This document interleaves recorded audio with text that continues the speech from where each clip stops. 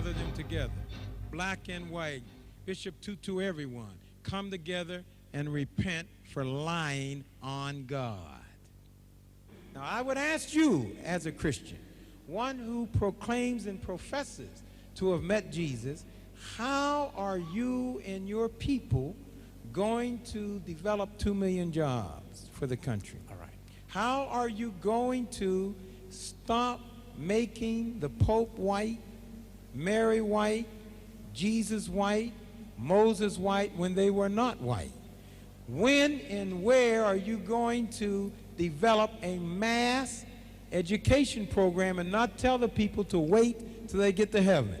When are you going to tell the man with 47 cars to sell those cars and give that money back to the poor people so that they might have a decent life? When are you going to repent on behalf of the Christians for enslaving the people, the descendants of whom are in this building tonight?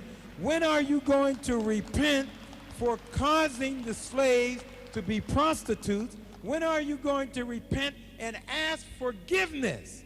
When are you going to ask the white people to give back at least half of the 87% of the land that they stole in view of the fact that the Bible said, thou shalt not steal? When are you going to persuade your Christian white brothers to not control 95% of every asset in this country? And finally, when are you going to persuade the white people to give to the Tswana tribe all the Kimberley property that was the birthplace of all of the diamonds and give them an accounting for all the money due to them?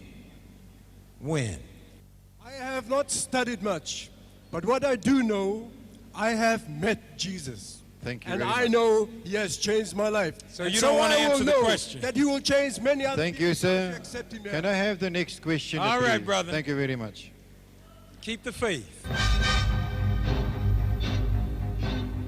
When white people say they're white, they're not referring to the color of their skin. If Margaret Thatcher gets a suntan, I don't know what it would look like, but let's just assume that Margaret Thatcher got a suntan. You wouldn't call her a colored woman, would you? You would still call her a white woman, even though her skin may be brown. What do you mean when you say white? You mean that she is from Europe. So whether she's Italian, white, Sweden, white, England, white, France, white. White means coming from Europe. Black means coming from Africa. So whether we're fair skin, brown skin, dark skin, East Coast, West Coast, North, South, if we're from the black continent and we've been here 300 years, we are black people from the black continent. All over the world, 1 billion people uniting through Ramadan. That's why I'm hopeful and optimistic that by the year 2050, when 1 out of every 2 persons would have been born a Muslim, we would have the first real meaningful opportunity for a permanent world peace. Assalamu alaikum. This country could explode. Who will be the first targets? The businessmen, the lawyers, those who didn't want the masses in their office. They will come without your permission. So if Hitler killed 6 million Jews who were European Jews, and Hitler was a European, give the Jews part of Germany, not of Palestine. Sure, he works, so do I. Raising the kids is not easy. Cooking and washing and taking them to school, this is not easy. He doesn't seem to understand I work too. What What I'm trying to find out, and you may know better than I do, tell me specifically, if I got this, everyone in this room, and we went out to the homeland and we started teaching people how to read who did not know how to read, what would the government do? What I'm saying to you in closing is that there is a great opportunity to really be a new South Africa and a new African. Forget the begging. There will be no gifts. I don't care what the World Bank tells you and the International Monetary Fund tells you. It's crumbs.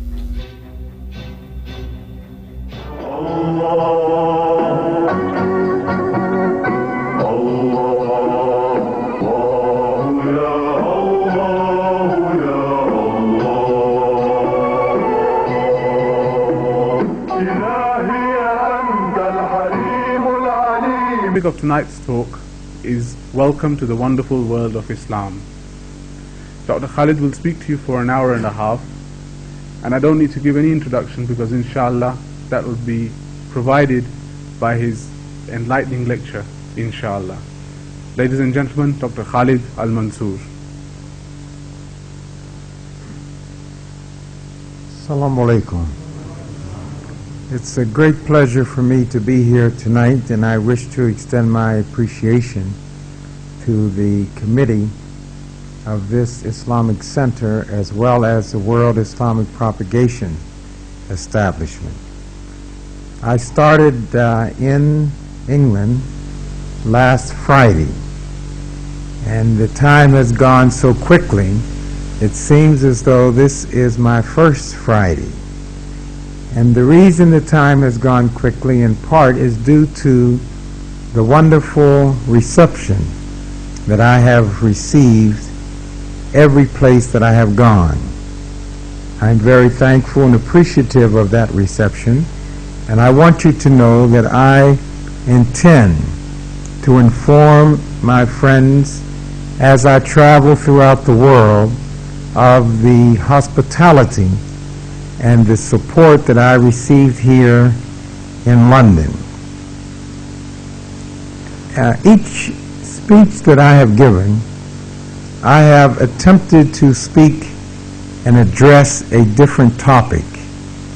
In part, the purpose was to prevent myself from becoming bored and repeating the same speech each time I got up. I feel that it is important that we open our minds, that we challenge ourselves to learn new things. Even if necessary to go to China, we should do that gladly for knowledge. Perhaps not for money, perhaps not for fame, but for knowledge we should be prepared to go to China. That is the importance of knowledge to the Muslim. Tonight, the topic relates to the world of Islam. And the topic is addressed, for the most part, for most of the people who are here, I assume, are Muslims. So it's kind of like a family hour. Those of you who are not Muslims, please do not take any of my remarks as offensive. This is just a kind of a family gathering. We want non-Muslims to feel comfortable. Open your mind, eavesdrop, take whatever information you feel relevant. Don't have any restrictions. Don't have any dire suspicions. Don't try to interpret any emphasis on any particular priority that may appear to you. This is simply a family coming together, talking together, saying to each other, welcome to the wonderful world of Islam. From time to time, it is important that we have kind of family gatherings. It is important that we keep perspective. Sometimes we become so zealous and we become so impatient. We sincerely desire to see the world of Islam flourishing in every dimension, that we occasionally get just a little bit discouraged. We think it's not moving fast enough. We say, why don't the Muslims just gather themselves together and avoid schisms, avoid disagreements, avoid arguments? Just everyone suppress anything other than the legitimate deen, embrace one another, and move forward to accomplish the goals of Allah. We feel that way sometimes. And we look around and we think that the world is not moving quickly enough. Sometimes we criticize the leaders. Sometimes we criticize the teachers. Sometimes we criticize our husbands or our wives. Sometimes we criticize our children. Occasionally, not too often, but occasionally we even criticize ourselves. We are impatient. We feel that it has to happen immediately. And I'm just suggesting to you that there may be more progress than you realize. It may be that sometimes you're just a little bit so close that you're not able to see the trends that are unfolding in the world. I'm sure for this and other reasons, the Muslims were encouraged to travel. This is a part of our history and tradition. Travel not just as sightseers, but travel in order to see what is going on in the world. Bring the information back and recycle it among the believers so we can be strong. We can move at the proper pace and inshallah have the proper success. So I say unto all of you, Bismillah ar-Rahman ar-Rahim, welcome to the wonderful world of Islam. Islam is sometimes misunderstood, especially in the West, and Islam is frequently attacked, especially in the West. It is my opinion that Islam is undergoing a coordinated and a very lethal and a systematic opposition for the purpose of eliminating Islam. I think there are people in the world today who thought the best strategy would not be to eliminate Islam, but to take Islam over in order to inherit the 1.2 billion Muslims. If you eliminate Islam and Islam is disintegrated, then you don't have that number for potential control. So the first step is to try to simply take over the mechanism of Islam. This small group of conspirators would then decide that they can just take over the framework, announce themselves to be the new leaders and rulers, and then proceed. Now that may sound a little far-fetched. You say, Brother Khalid, please, you're becoming paranoid. You sound like some of those fanatics. No one wants to take over Islam with all of the divisions we have and all the confusion we have.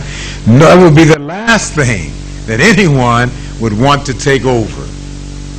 May I suggest to you a review of one of the more ambitious leaders of the West.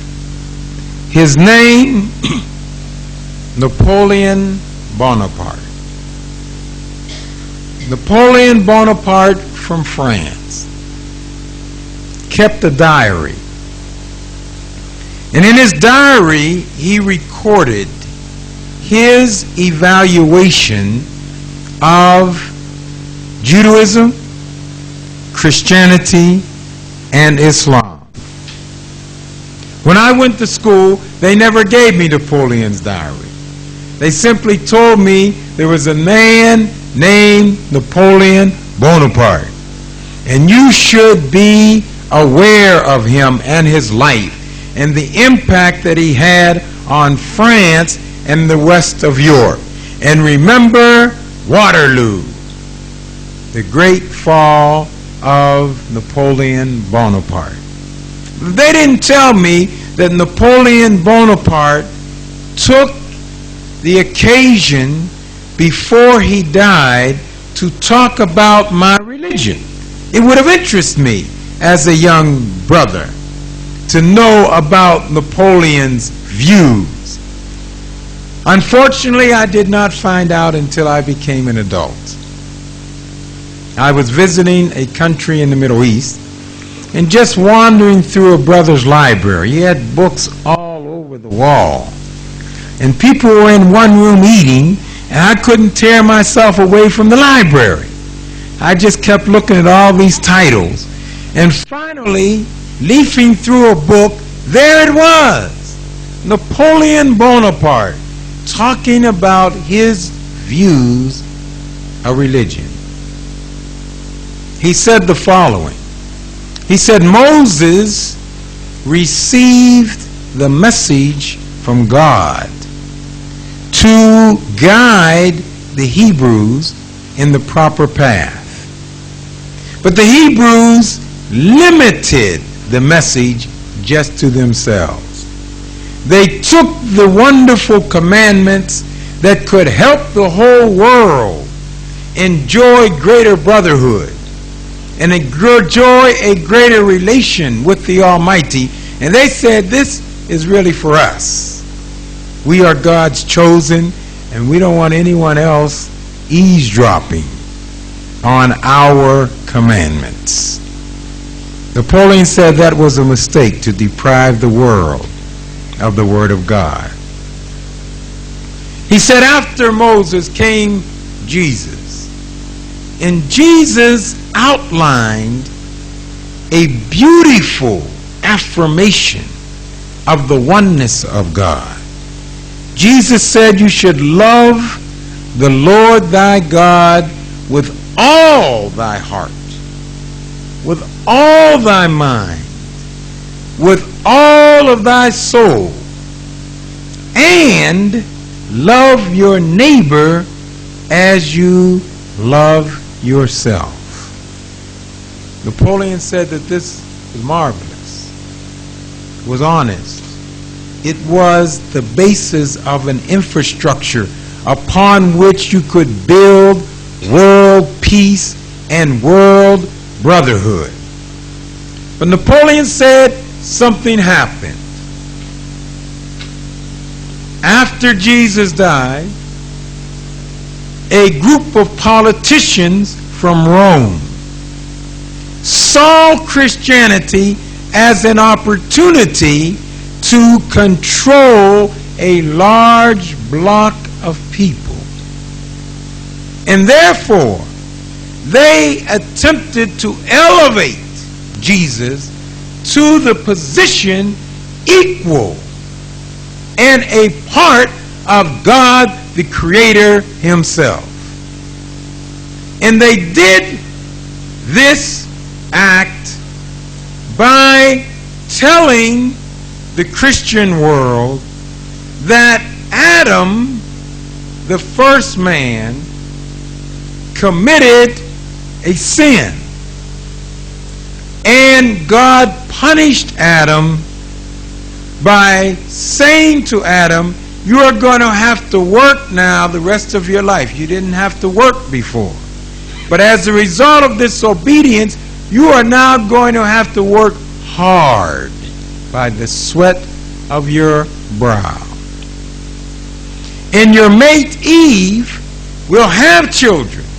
I'm not going to destroy the world, but there will be a reminder in the course of procreation, in the reproduction of the world, there will be a reminder of the law of Allah. And in the childbirth, women will be required to endure pain. The theologians interpreted that to mean that each and every one of us who was born of a woman inherited the sin or transgression of Adam, and therefore we are all born in sin. However, God was so merciful that He sent His only Son to die on the cross. Although He did nothing, He did not sin, but He died on the cross for what Adam did, and as a result of that, you have an opportunity for salvation, to be free from sin.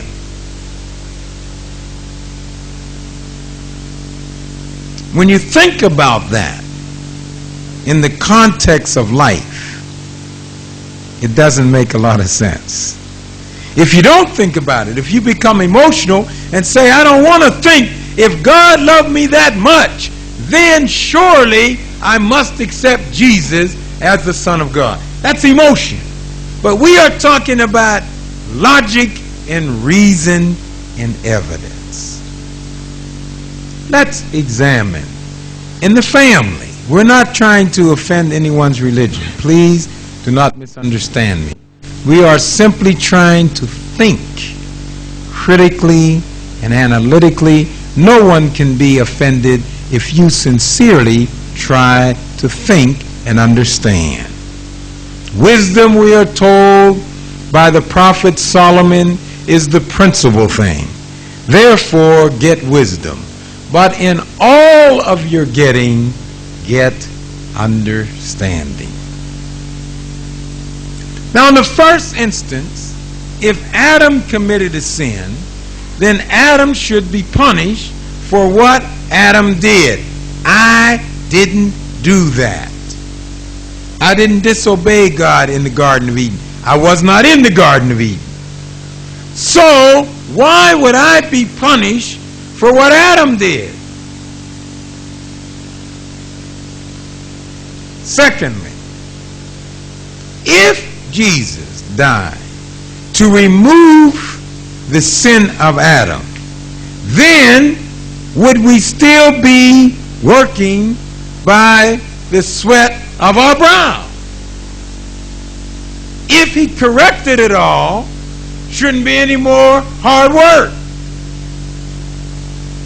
If Jesus paid the price, then women from the day He paid the price should no longer bear children in labor, because the only reason they were bearing the children in labor is because of what Adam did. And if Jesus eliminated it,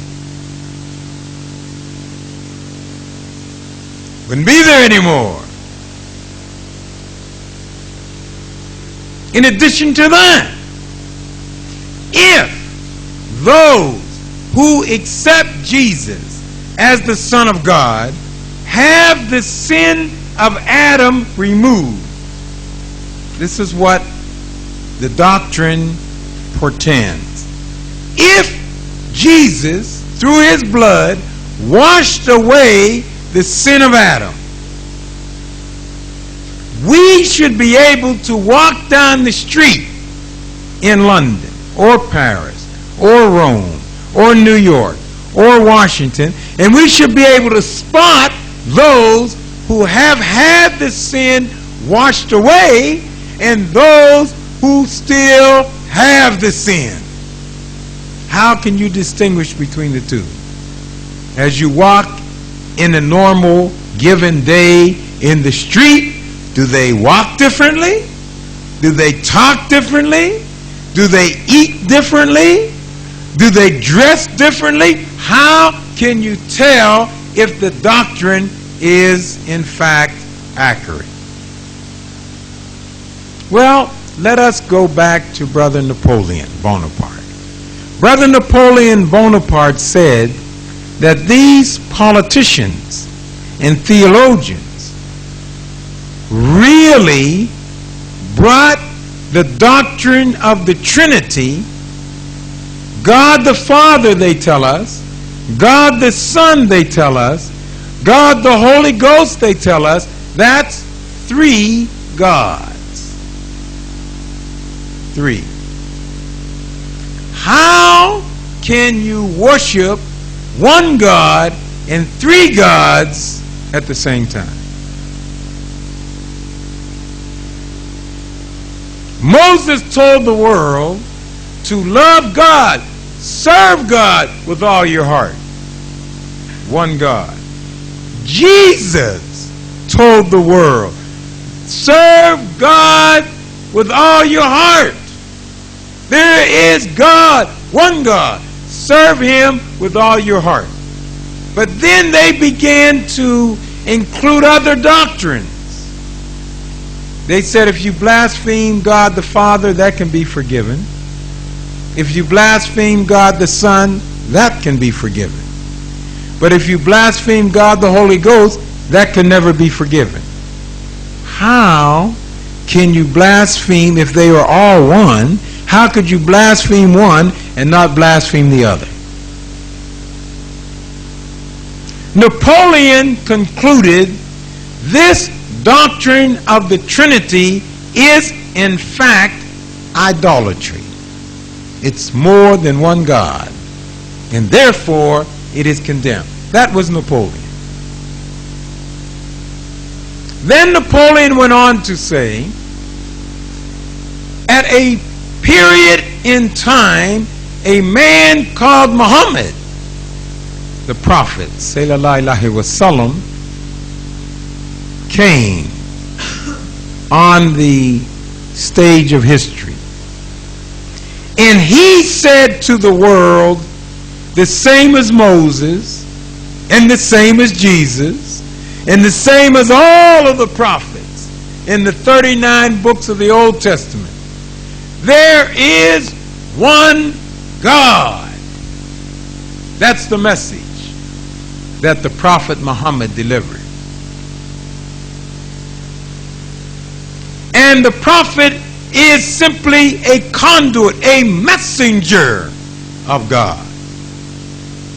And the prophet sallallahu alaihi wasallam was very, very careful. He told everyone, do not worship me. Do not try to elevate me. Don't try to compare me with Moses. Don't try to compare me with Jesus. Don't try to compare me with David. Don't try to compare me with Adam or Abraham or Solomon. Do not compare the messengers of Allah. Only Allah can judge the relative merits of His messengers and His followers, and only Allah will pronounce judgment on His creation. Do not do that. There's one. That's it. One. Follow one God. That was the message of Islam. Napoleon said, Islam is the true religion. That's what Napoleon said. And he said the more intelligent the world becomes, the more familiar with logic that the world becomes, They will abandon idols, good luck charms. They will abandon rituals that support the view of polytheism and idolatry, and they will logically reach the stage where they recognize there is one God. That's what Napoleon said. Up to that point, I was very pleased with Brother Napoleon. I said, this man is pretty intelligent. This man has done a lot of serious thinking. And I was getting ready just to close the book up and join my friends when my eyes glanced down to the next paragraph. And it started out, and therefore I long for the day that Islam takes over the world, because people are going to abandon any and every other religion for the one God worship. He said, that's what I'm waiting for, because I would like to take over that religion and rule the world. Now, my friends, I am convinced that Napoleon is not the first person that ever thought about taking over your religion. He's not the first person that's ever thought about if he could just control all the Muslims in the world. I'm sure today people are thinking and planning night and day. Either take it over so that the large segment of the world, 1,200,000,000, can be manipulated and controlled. If that can't be done, destroy it. Just destroy it. It's better not to have the religion of Islam. I'm sure some people have thought very seriously about the effect if a nuclear rocket were to be directed against Mecca, and Mecca shattered, and the great mosque shattered. Would this shatter the Muslim? What would be the impact on the Muslim? Would we then say, if Allah didn't protect the mosque, then we will not worship Allah? That's what they want to know. Because they don't understand, Allah is not the mosque. Allah is not reducible to cement. Any mosque that can be destroyed can be rebuilt. But Allah is not subject to a nuclear bomb. Welcome to the world of Islam.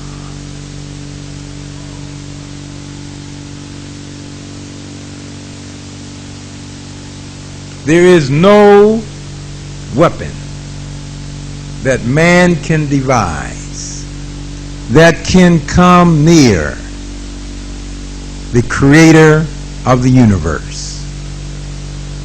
It has been tried before when a group of people decided they were going to build a tower all the way into heaven.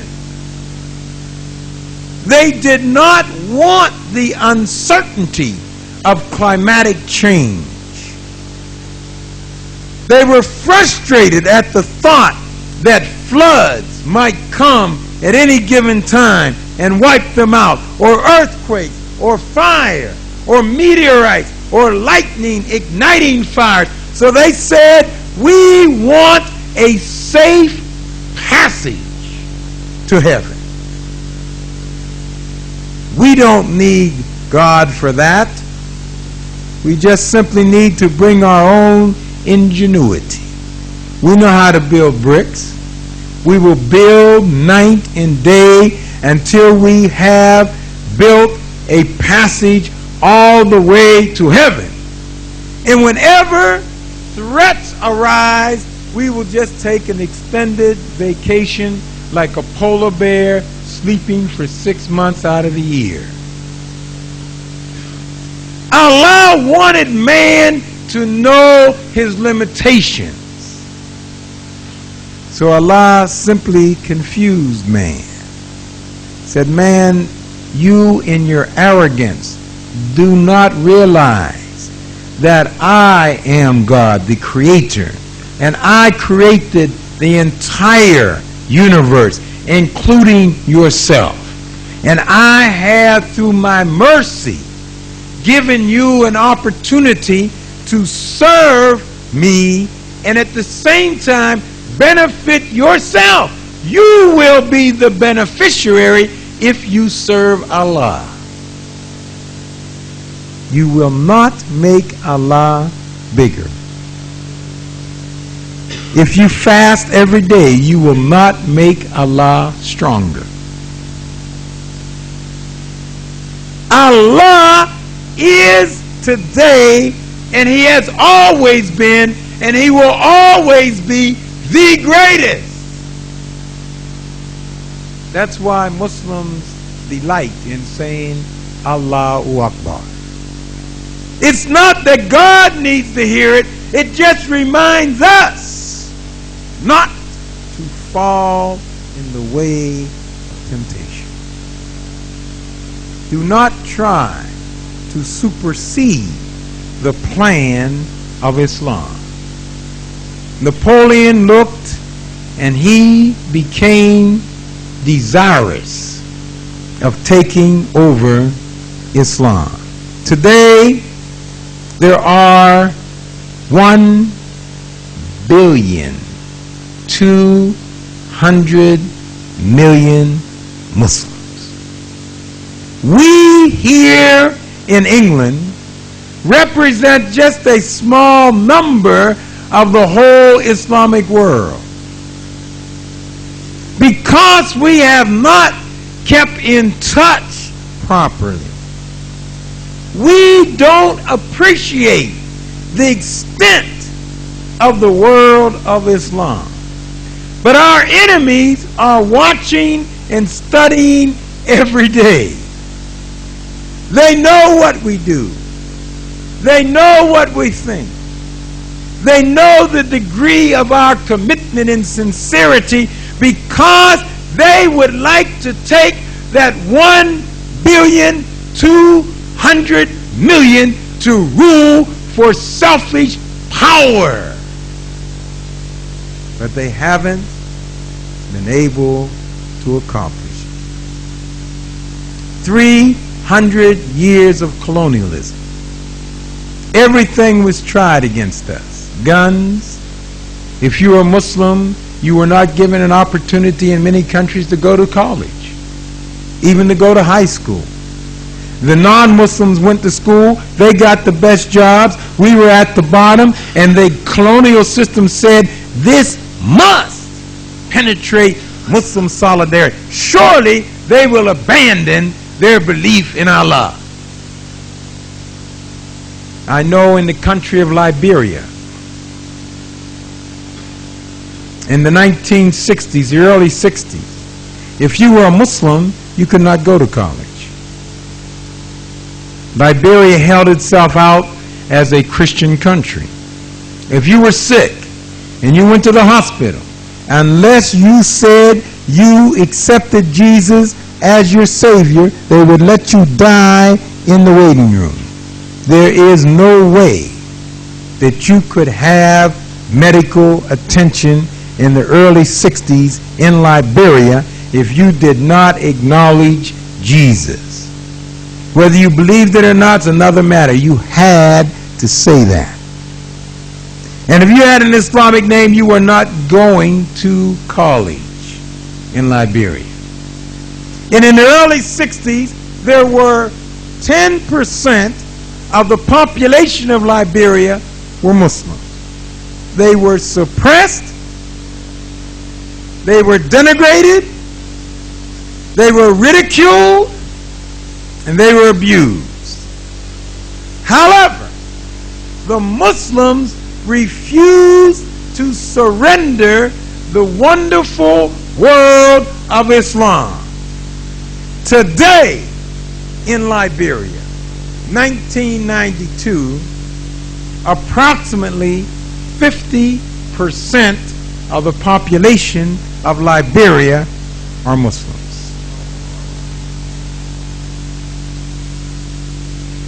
Morocco, Algeria, Tunisia, the French used every trick they could. Islam prevailed. In America, the African who was brought to America as a slave, the religion was beaten out of him as much as they could. On the plantation, if you spoke Arabic, they would separate you so that no two speaking Arab persons could be on the same plantation. They would take mother and daughter and father and separate them. You could not face Mecca. And they would bring to the slave every day the pig. And they would tell the slave, eat this pig. And they would watch him to see whether he flinched. If you flinched, you got beat. Eat the pig. Pig ears. Pig feet.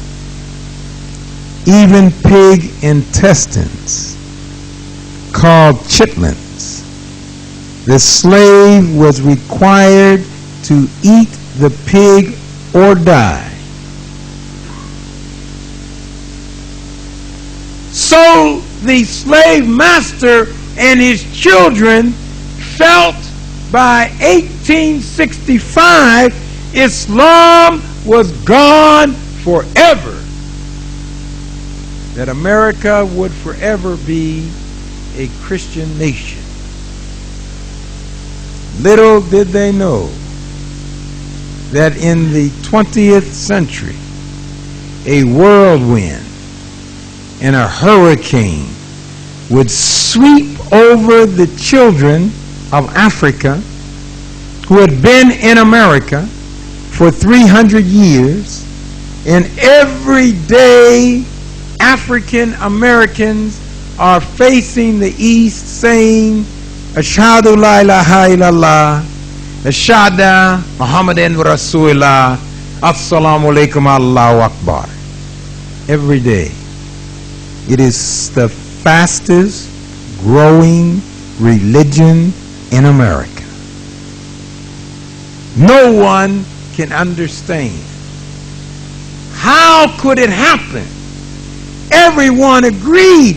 Even they had Martin Luther King with the Nobel Peace Prize to show the people what could happen to you if you just accepted Christianity. You can attain a Nobel Peace Prize. But now in America, from all walks of life, from people like Muhammad Ali, he may not have received a Nobel Peace Prize, but he revived the spirits of 1 billion Muslims all over the world. He gave us an affirmation that enabled us to transcend pessimism. We start looking at each other again saying, Allahu Akbar. 1,200,000,000. About 75 million in Russia. Mr. Boris Yeltsin said he is not going to target the West or the United States with his nuclear armament. He is going to target the Muslims. He's going to be watching these Muslim radicals and fundamentals. So he told the West, because we have nuclear, don't you worry, it's not for you, it's for those 1,200,000,000. They can't have nuclear. We can, they can't. That's the message of Boris Yeltsin. And when he finished, he said, and therefore, give me some money. I'm prepared to do your job. You want to destroy Islam? I am ready. Give me some money. Pay me now, quickly. India and Israel have announced that they're going to resume diplomatic relations. And it was reported in the Herald Tribune that one of the reasons was that they both have a common interest in watching the Muslims. India and Israel. Where will they be watching? Who will they be watching? They will be watching Pakistan. They will be watching the Arabian Gulf. They will be watching North Africa and West Africa. They will be watching parts of Russia. They will be watching China. They will be watching the United States. They want to know, what are the Muslims doing? They are a threat to the mind of these countries. They know our potential better than we do. We have gotten a little discouraged. We feel that Muslims are not sincere enough. Muslims are not arduous enough. They are not assiduous enough. But your enemies have summarized. And they're not looking just at you. They see the power of Islam. And that's why I say to you, welcome to the world of Islam, the wonderful world of Islam. What makes this world so wonderful? Why would Japan say that in the 21st century they're going to face so many problems? There will be enemies outside and enemies inside.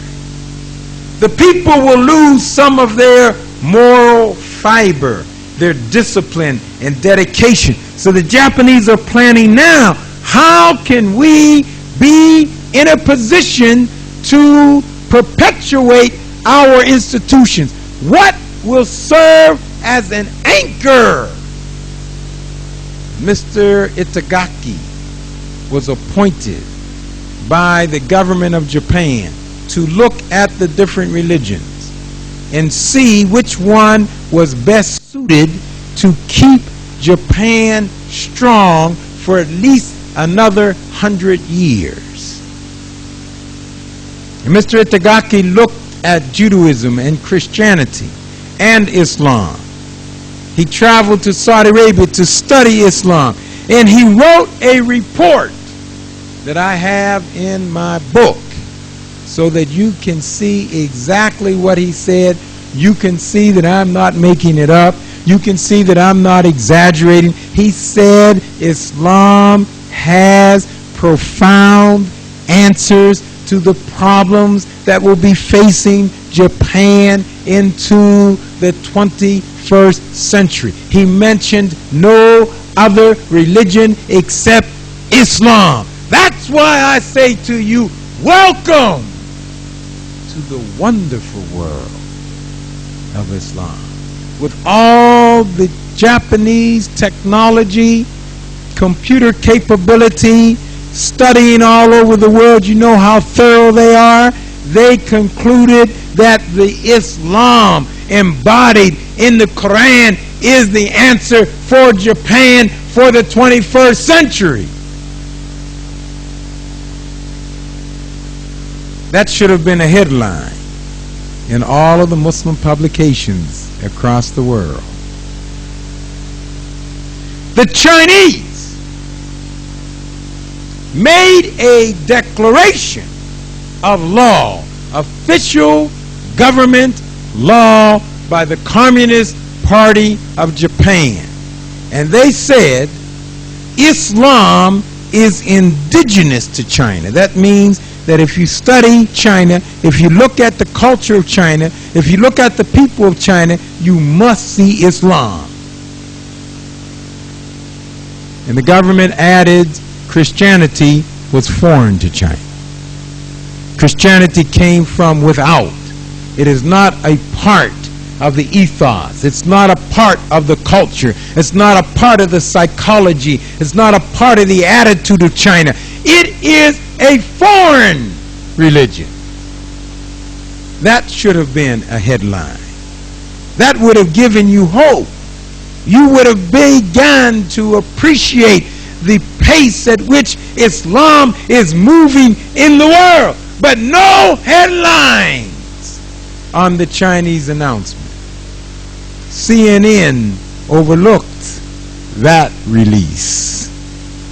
Welcome to the wonderful world of Islam. My brothers and sisters, it continues to amaze me of the glorious nature of Islam. We take it for granted. We say, well, anyone can be a Muslim. We just go and pray at Jummah and then we leave and we don't have to think about it anymore. But my friends, Islam is a way of life. It is a way of life that has been outlined and prescribed by the creator of the universe and given to us through his mercy. I think every night I have given an address, I have quoted the same ayat. This day art thine enemies in despair of thy religion. So fear them not. Fear me. This day have I perfected for you your religion, a perfect religion. And I have completed my favor unto thee. He did not have to do it. It was a favor. He has completed it unto all of the Muslims. And I have chosen for you your religion, N.Ali. What more could he do? What greater thrill could you have? What greater admiration for the Creator could you experience than the knowledge that the Creator of the world selected for you your religion, and it is perfect. The British government is not perfect. That's why the economy is in such confusion. The American government is not perfect. That's why they are attacking each other, looking for leadership and looking for an answer. But your religion is perfect. You can feel secure. You don't have to change it and you don't have to manipulate it. You don't have to wait for another messenger to come and say, well, look, that's all right so far, but when is the next message coming? It is complete. It's now just a matter of execution, living the life of a Muslim. What is the life of a Muslim? Our enemies do not really care. Their concern is how to destroy Islam. But we Muslims ought to be interested in what this life really consists of. Let's just start off with the belief in one God. We know that it is logical. We know that it makes sense, and we know that it is the truth. No one in between. You don't have to worry about Joseph coming to help you talk to Allah. You don't have to ask Mary. Mary, if you are not busy, could I ask you a favor? Could you go to the Creator and see if He would consider my request? And if not, let me know, and I'll leave my number where I'll be in case you don't find me at home. You don't even go to the Prophet Muhammad. Say la ilaha wasallam. He said, do not pray to me. I am not overstepping my bond. There is one God, and why you are so fortunate is that that God is willing to speak to you directly. Not mother, not father, no saints, no nothing. Directly, one-on-one. Just like Adam. One-on-one. What more could you ask? Sometimes people ask me if Allah has an ego problem. Why does He want everyone to worship Him? And why does He want everyone to bow down to Him? Why is it so important? As though by bowing down to Allah, we are going to make Allah greater.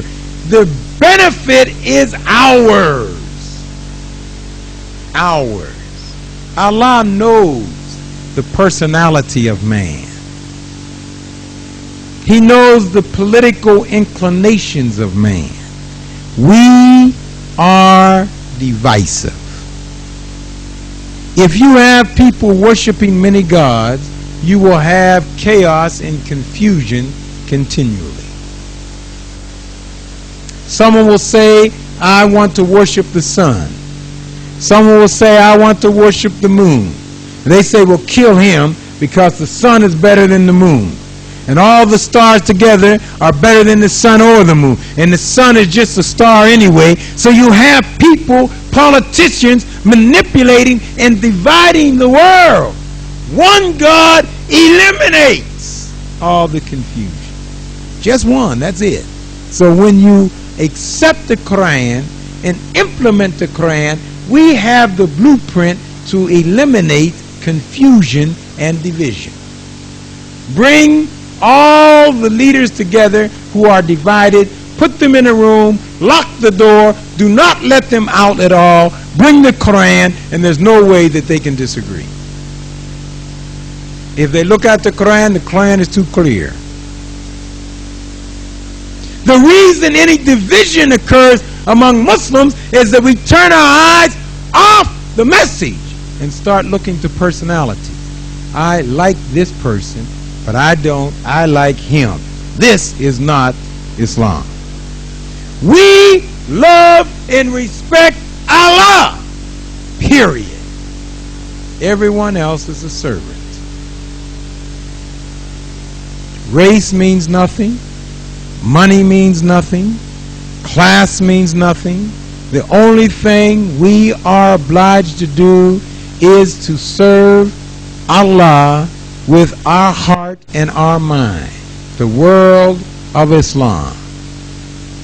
Educationally, as we see the world begin to deteriorate, the Muslim world is beginning to come up. We used to be at the top. Educationally, the world came to the Muslims for guidance. They came to Cordova, Damascus. They came to Mecca. They came to Tehran. They came to Timbuktu. These were all glorious Muslim intellectual centers. People wrote voluminous books. Uthman al-Jahiz wrote 200 books in his lifetime. This is the way of the Muslim. Because Allah said, search the universe for knowledge. So we knew about agriculture, mathematics. We knew how to design streets. We knew how to assimilate the various conditions in the universe. When you go to Alhambra in Spain and you look at what the Muslims did there, you begin to see the benefit of knowledge.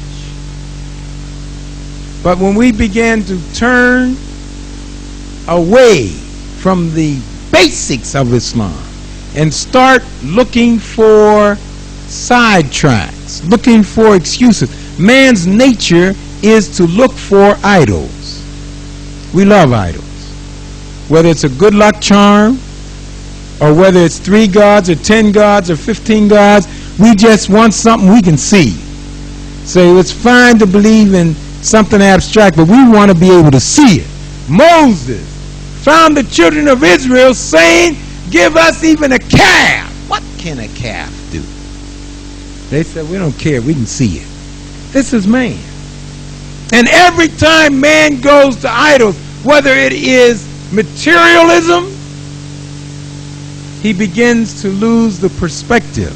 He begins to lose the pursuit that Allah has outlined for us. We are commanded to search the universe for knowledge. When we do that, the Islamic communities flourish. When we do not do that, and we look for excuses, and we say education is not that important, and we really don't have to encourage our children to get an education, we begin to fall. Because when the Prophet sallallahu alaihi wasallam met the captives from the war of Badr, he said to them, every one of you who teaches a Muslim how to read and write, you're free. Teach 10 Muslims how to read and write. He placed the emphasis on reading and writing and knowledge. We have tried to twist that. We have tried to say, well, even if you don't read and you don't write, you can still serve Allah. Of course you can. But part of your service is reading and writing, because the more knowledge you have, the stronger you are, the stronger our people are as Muslims, and the further ahead we will be. Now, colonialism interrupted that for 300 years. They suppressed us and they wouldn't let us come near reading and writing. But today, we must revive the wonderful world of Islam and tell our children, you must study. We should have the highest academic grades in all the world. When you go to Japan and China, you should know the Muslims, because they will be at the top of the class. They have a perspective and a motivation in the wonderful world of Islam.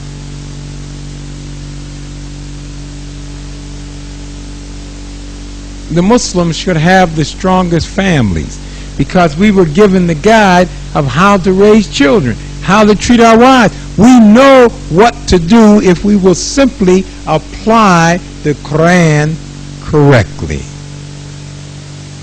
So as other religions are getting divorces at an alarming rate, the Muslims should be setting the tone. We should have 0 divorce.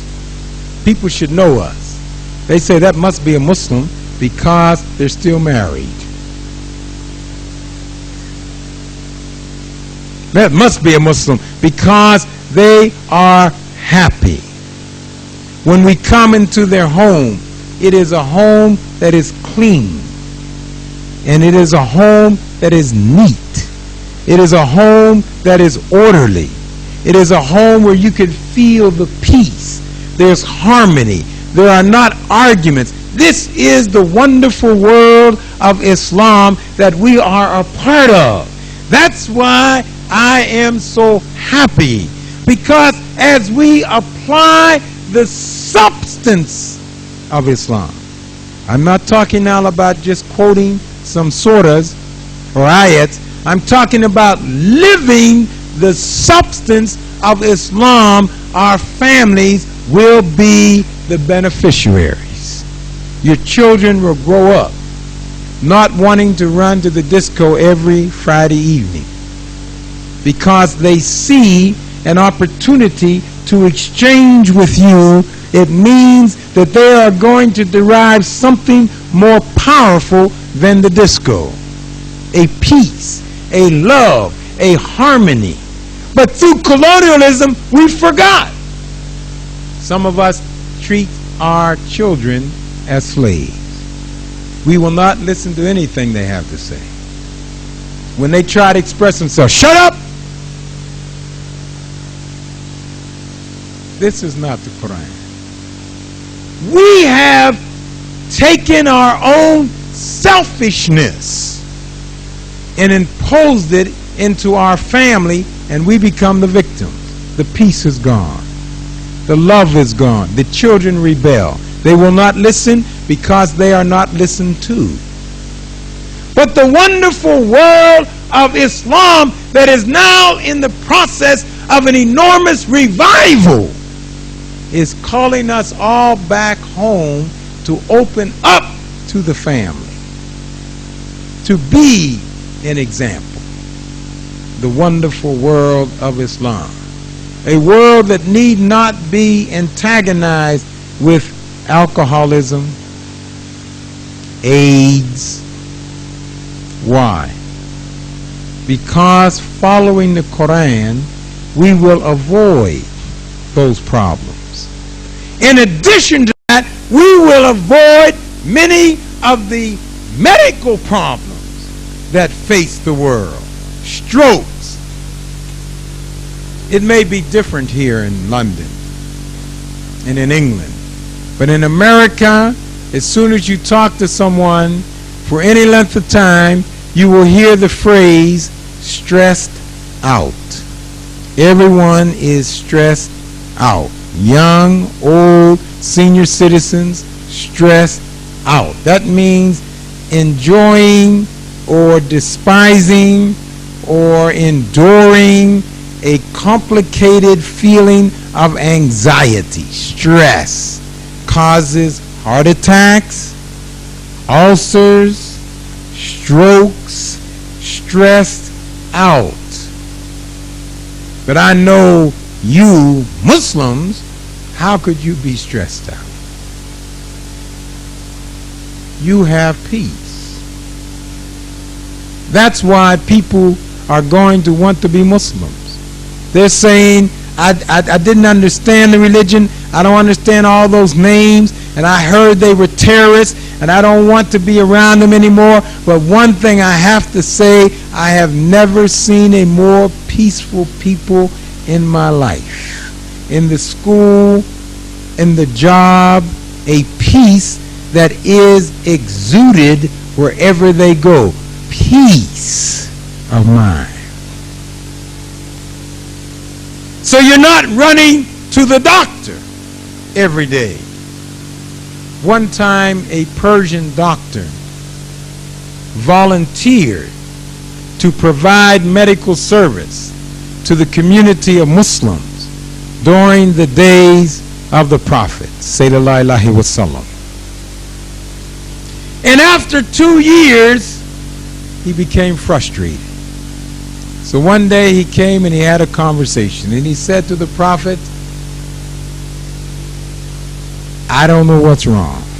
I can't find anyone who's sick. I have been trained as a doctor. I am looking all the time for someone who's ill. I want to be of service. I want to make a contribution.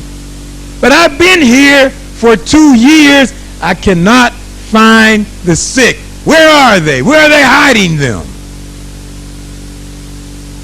And he was given the answer, we are not sick because we eat only when we are hungry. We just don't eat all day long and nibble, nibble, nibble. Only when we are hungry. And we never overeat. Never. So that the body is able to maintain a balance. But we have strayed a little bit from that motto. We overeat and we eat too much. And we become addicted, especially to junk food. pizzas, hamburgers, the kiss of death. One hamburger, 16 teaspoons of fat. 16. Can you imagine getting up in the morning and going to a jar of fat and taking 16 teaspoons to start the day? And then washing it down with a 12-ounce bottle or can of Coca-Cola. And that has 10 teaspoons of sugar. So you take 16 teaspoons of fat and 10 teaspoons of sugar and mix it together, you can look what you have, and you just take it down. They won't tell you that on television. They will not tell you what is the content of the food that you're eating. But you are what you eat, and we are killing ourselves. And as we begin to approach the level of senior citizens, our body is decrepit, and we have arthritis and rheumatism, and our ankles hurt. We get out of bed in the morning and we just don't quite feel comfortable, and we don't know what is wrong. We're having headaches all the time. And we're talking to our friends and they say, well, we're having them too. But why didn't they have them in that day when the doctor spent 2 years looking for illness? But alhamdulillah, we are coming back to the wonderful world of Islam. We are learning about our bodies. We used to know medicine. We used to know how to tell the world to remain healthy. When the plague, they called the Black Plague, swept Europe, it was the Muslims in Spain that said that plague is caused by a disease. It is not magic. It is not the climate. It is a disease, and this is how you isolate and quarantine that disease. That came from the Muslims. We were advanced because we read. There's no magic. You can pray night and day. If you don't have any information, you cannot protect the Ummah.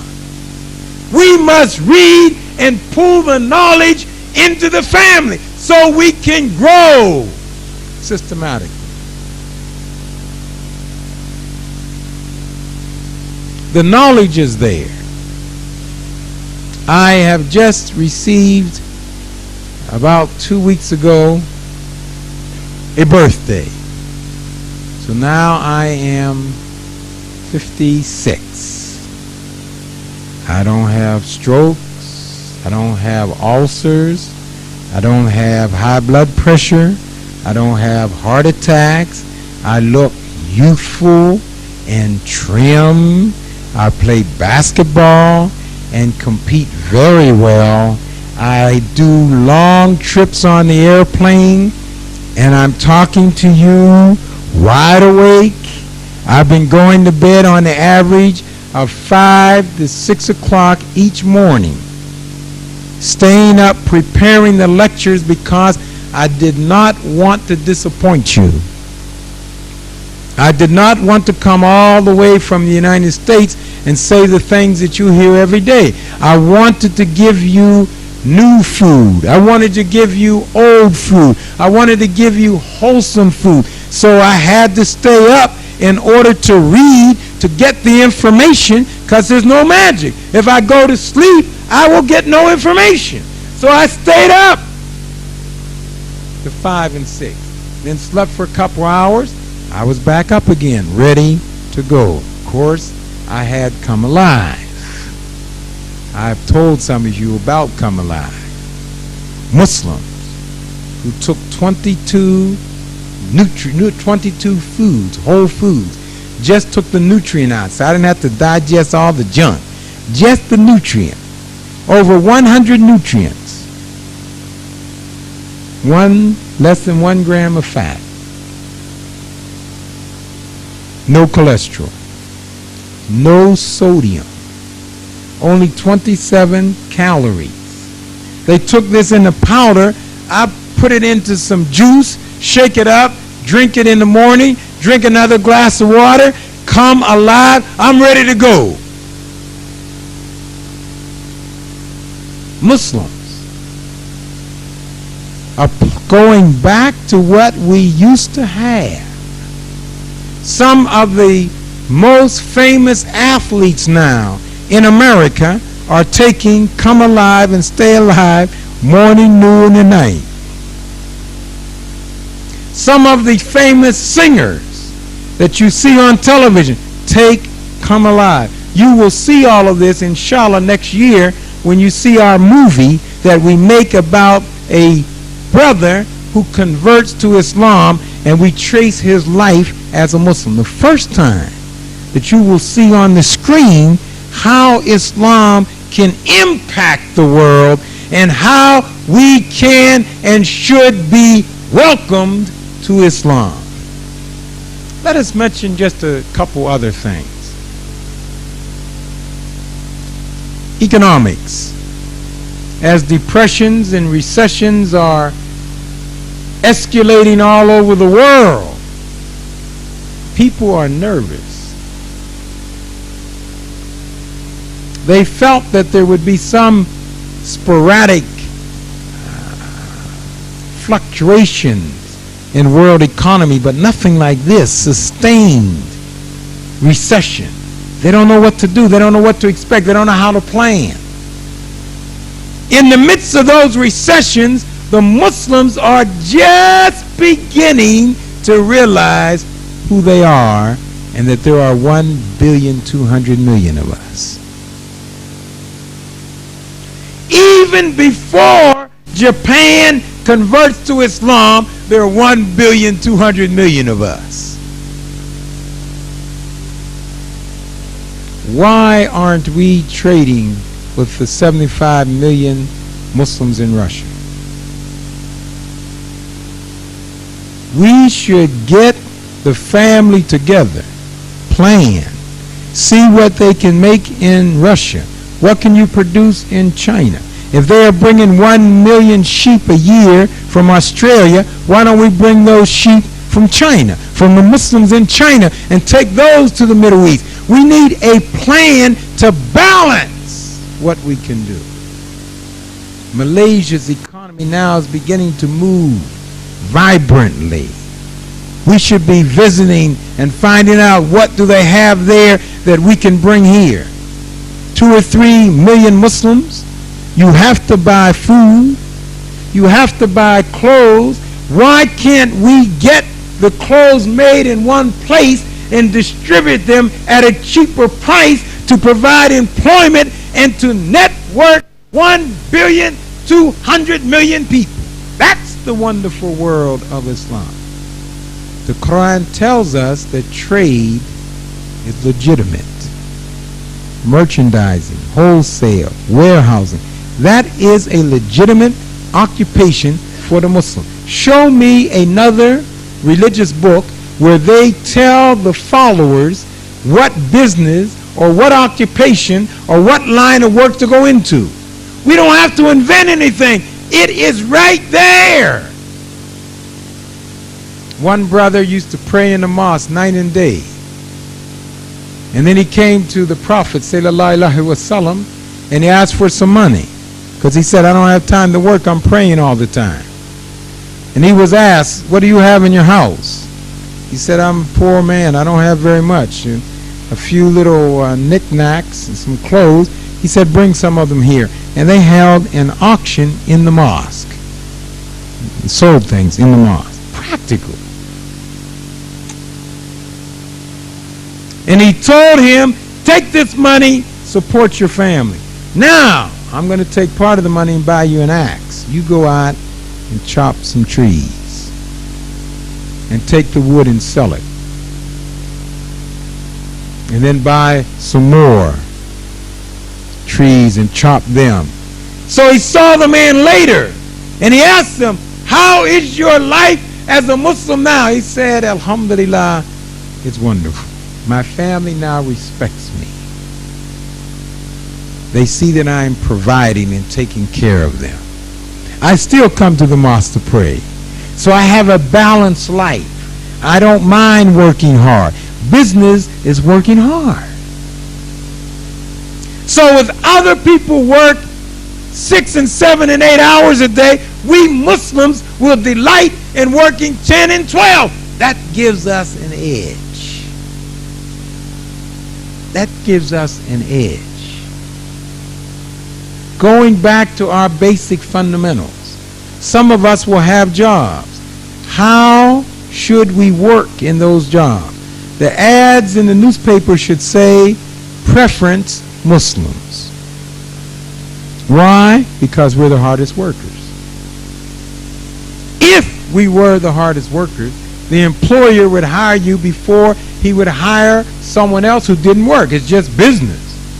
The employer may not like you, but if you work better than others, he would say, come in my factory, come in my store. If you are more friendly, more polite, more intelligent. So when we come back to the wonderful world of Islam, we begin to learn how to adjust, how to excel, how to project the Muslim message that we have received. So when people are becoming unemployed, we will have jobs. Some that we open for ourselves, others that people hire us because we are the most efficient. If you're supposed to be at work at 9 o'clock, Muslims will get there at 8:30. When you're supposed to leave at 5, we'll leave at 5:30 or 6. And just do the Maghrib prayer before we leave. Your employers look. Some of you are fellow employees, they don't like it, but the man who pays the check says, that's who we need. Do you have any friends? We learn this from Islam, the wonderful world of Islam. We avoid tying up all of our money in alcohol. Other people now can't make it through the day unless they have some alcohol. Others can't make it through the day unless they gamble. The problems of American economy have escalated to an extent that the state has legalized gambling every day. Poor people are hoping and dreaming, just like worshiping idols. This is my day. I feel it. It has to be. I'm not going to go to work today. I'm just going to wait and see if I hit the lottery, so that they become victims and the children suffer. We Muslims don't have that problem. We don't have to worry about the alcohol. Certainly we don't have to worry about the tobacco, because we know that is going to kill us. And Allah says that we should not destroy our bodies. So we throw the alcohol, we throw the cigarettes away. Look at your savings. Look at your savings just by living a Islamic life. Your savings. Your children will respect you, because we can talk about Allahu Akbar every day, but the kids see us every day. And they say, no, he says that, but he doesn't really live.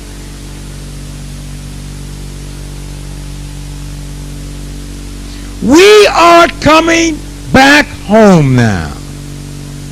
Family hour. We're not just going to spend all of our time attacking other religions, and we're not going to spend all of our time attacking the leaders and attacking the politicians. We are starting with ourselves.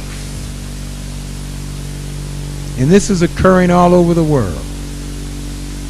We are saying that 1,200,000,000 Muslims are coming back to the beginnings and the underpinnings of our basic faith.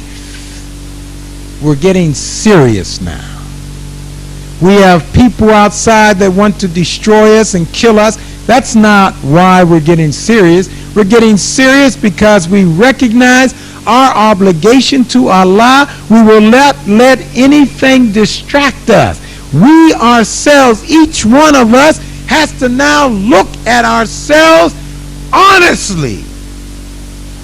Look at our shortcomings and begin to move to exhibit the highest form of spirituality in our life.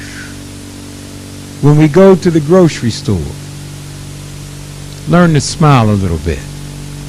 Be a little friendly. People that come to the mosque, don't run away. Find out what their name is. Extend to them the feeling of brotherhood.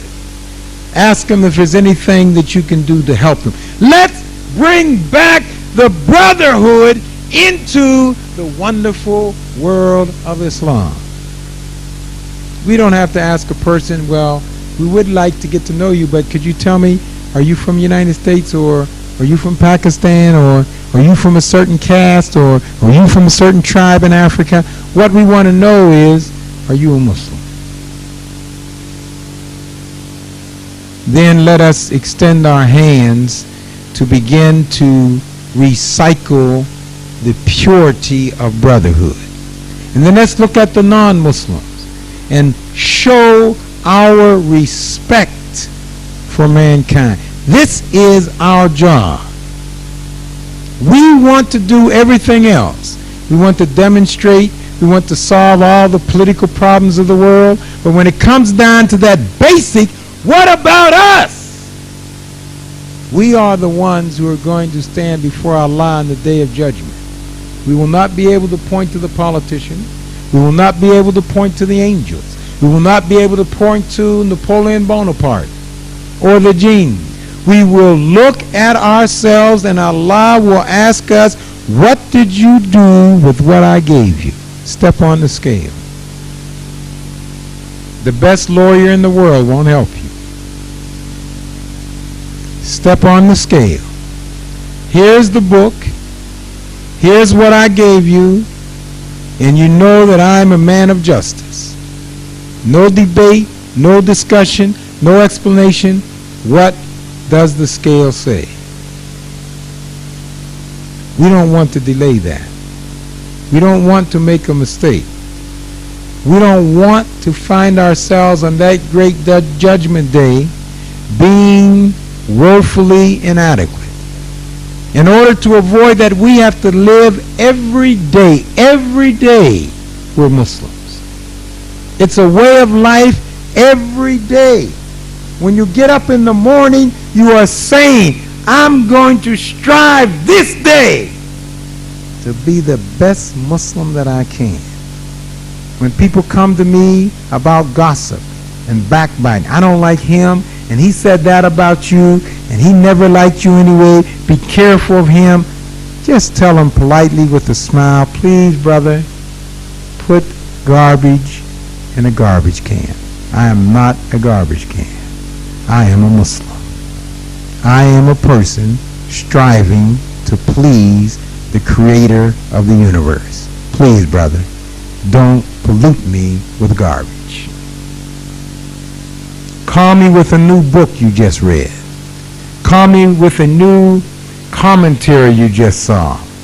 Call me with the latest information about Afghanistan or China or Russia, but don't bring me garbage. I want to feed my mind good food. I want to feed my body good nourishment. Brother, brother, brother, come alive and then stay alive. This is the day. We are now at the threshold of a major revival worldwide throughout the world of Islam, and now it's up to each one of us to play our part, and our part is already been outlined. It is to live the life of a Muslim, following the perfect religion. My brothers and sisters, this concludes my remarks for this evening. I have, unfortunately, only 2 more speeches as a part of this tour. that has been organized solely by the World Islamic Propagation Establishment. They set up all of the meetings, and they did. These brothers and sisters have been working so hard, I'm just embarrassed. I mean, I just don't know what to say to them. Everywhere I go, they're there. They're saying, how can we do this? How can we do that? Brothers, anything we can do for you? They represent this new movement of service. Efficient. Efficient. If they say we'll be there at 10 o'clock, if they're there at 10:05, I get a phone call saying we're going to be 5 minutes late, brother. We'll be there. It gives you a sense of orderliness. You start saying the Muslims are coming together. These brothers and sisters have worked. And they're selling Qurans to support themselves, to support the dawah work. The books and the Qurans and the come alive, stay alive. That's how they are able to support themselves. So please, before you leave, when you see that table out there, look at those opportunities to support the dawah. If you have enough Qurans, buy one and give it to someone. But I have, as I said, unfortunately, only 2 more speeches. And that brings about a certain feeling of sadness because I've gotten used to you. I've spoken every night. I've gotten used to now speaking every night. When I leave, when it gets nighttime, I'll be looking around, where am I supposed to be? I have enjoyed everything. I have to tell you that the last speech on Sunday is what I call the Islamic Bond. That will be the major explosion.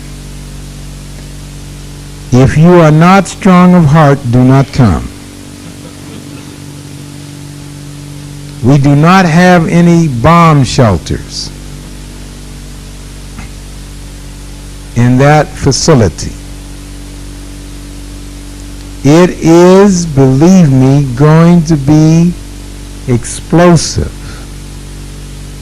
So if you decide to come with an open mind. Don't get narrow and don't get set in your way.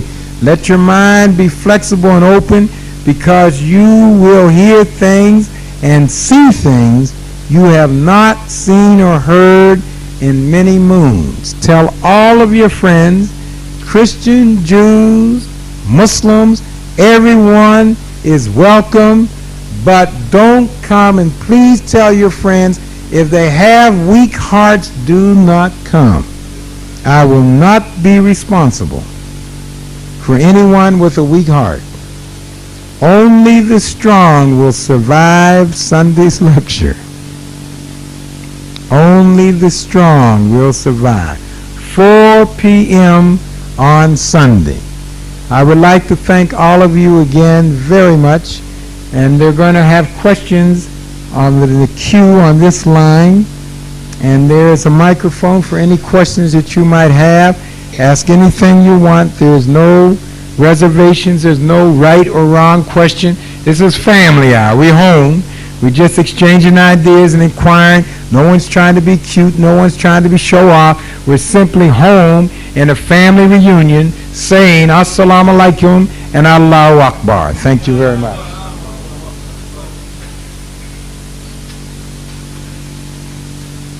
Thank you very much, Dr. Khalid. And after that stimulating lecture, without come alive and feel alive, I sense we are staying alive, inshallah.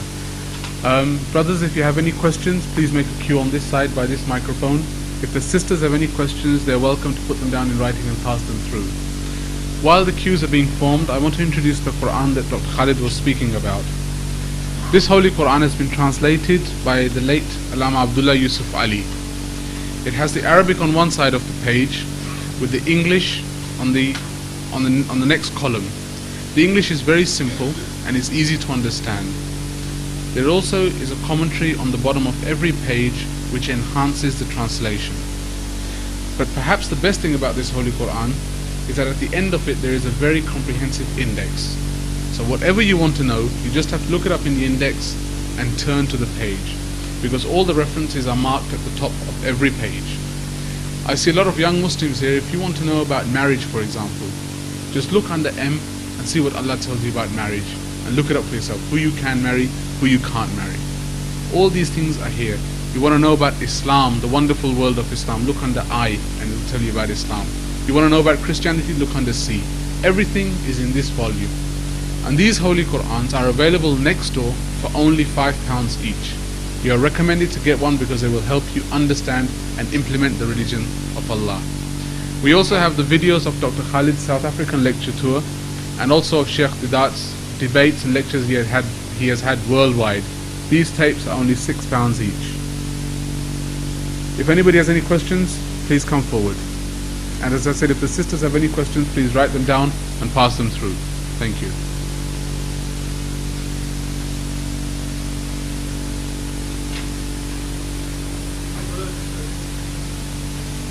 I would request all the brothers to wait until questions are over to go to the stall, please.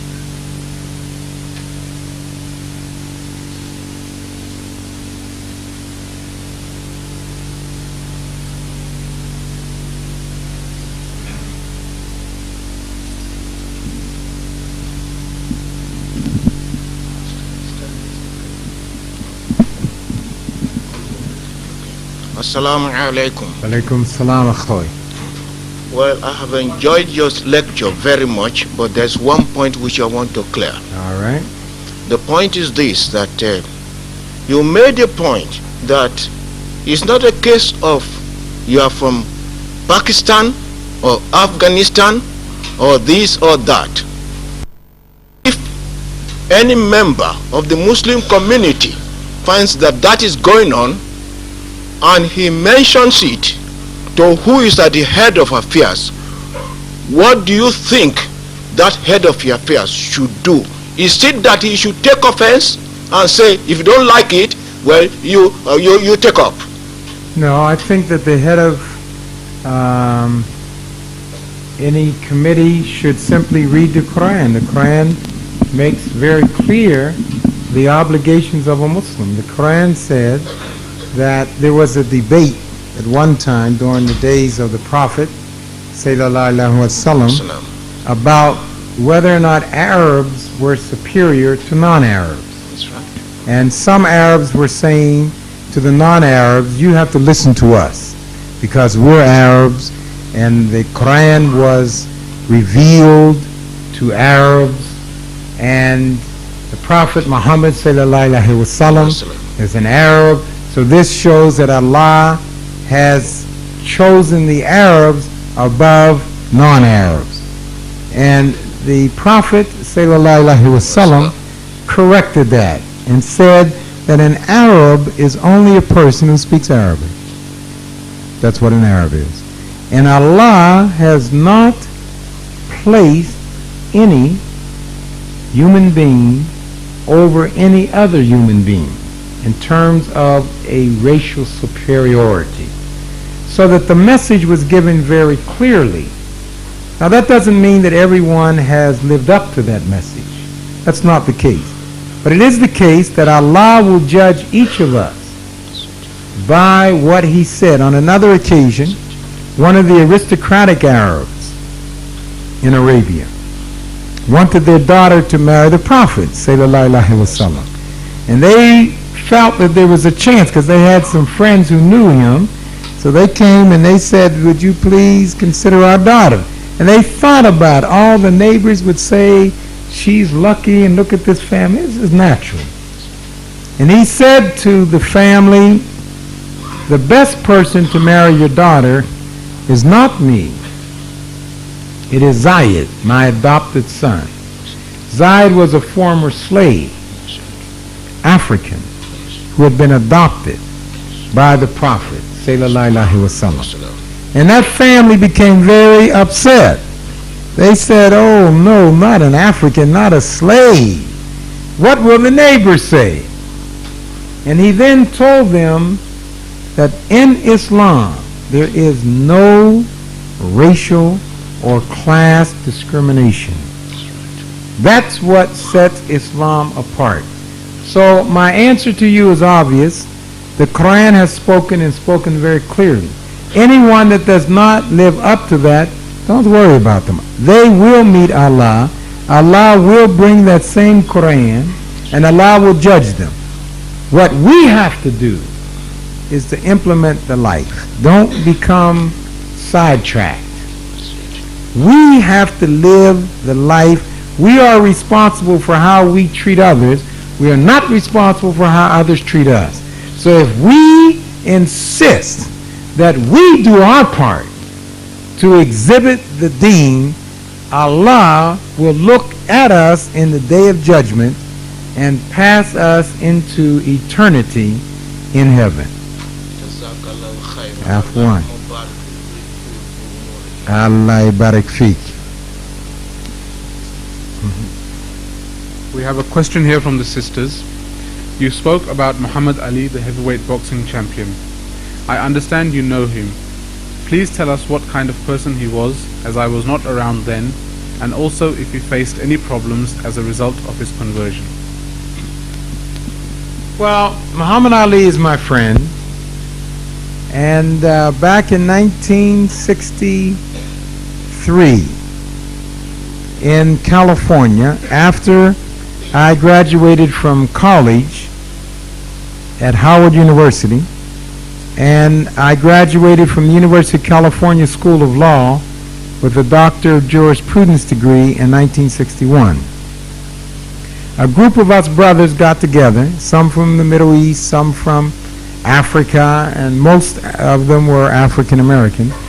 And we put all of our money together, which was not very much. And because I didn't know any better, I just got a telephone and called information to Louisville, Kentucky, and asked if they had a listing for Cassius Clay. They gave me the number. I called. I said, "Hello, is Cassius Clay there?" And he came to the phone. He said, "Yes, what do you want?"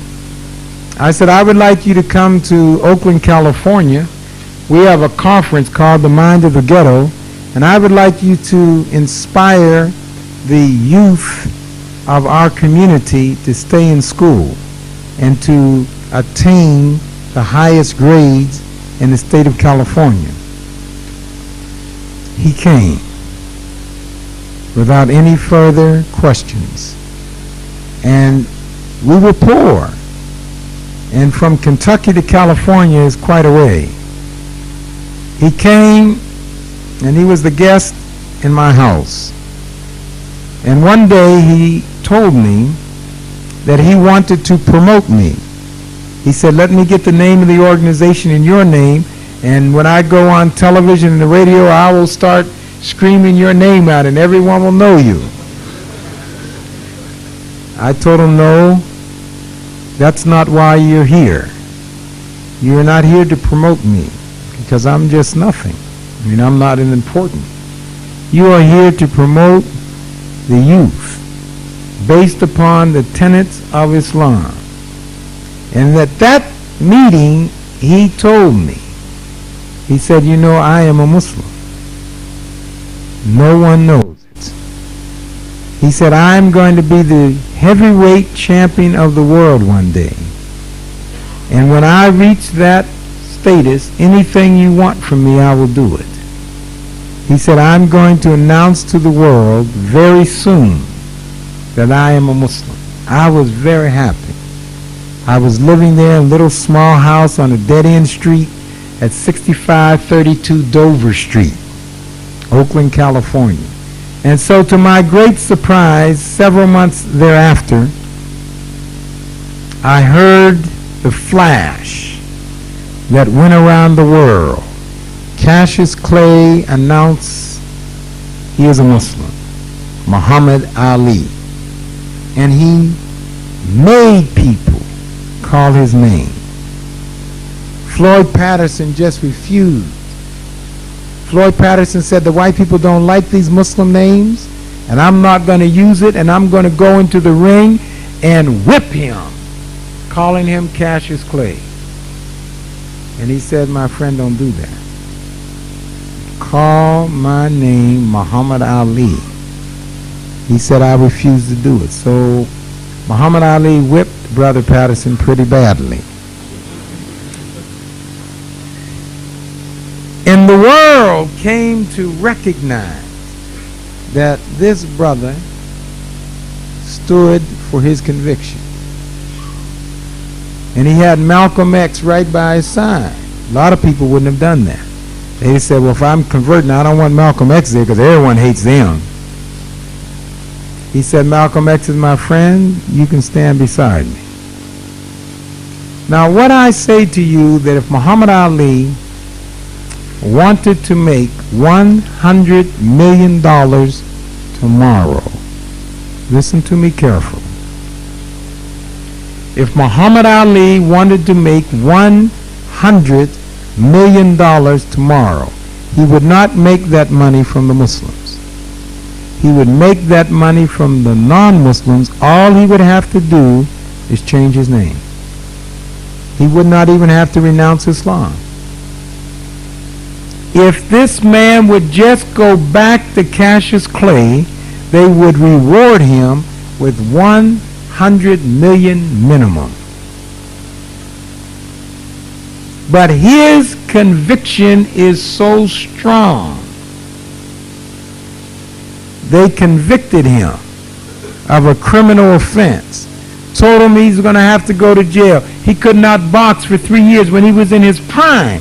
When you rob an athlete of his prime years, it's a great tragedy. But he refused to renounce Islam. He refused to change his name.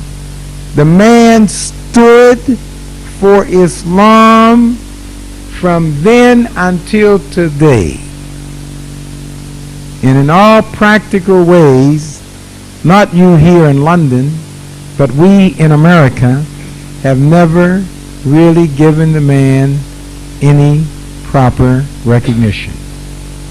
The non-Muslims have. They have given him awards, they've had banquets for him, but we Muslims, the only time that we have ever invited Muhammad Ali anywhere is when we were trying to use his popularity to attract a crowd. And I say that with great sorrow. And I say that with the most profound apology in my heart to Muhammad Ali.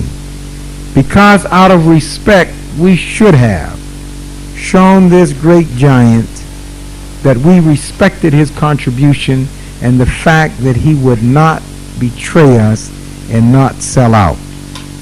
So I conclude by saying that I respect Muhammad Ali very much.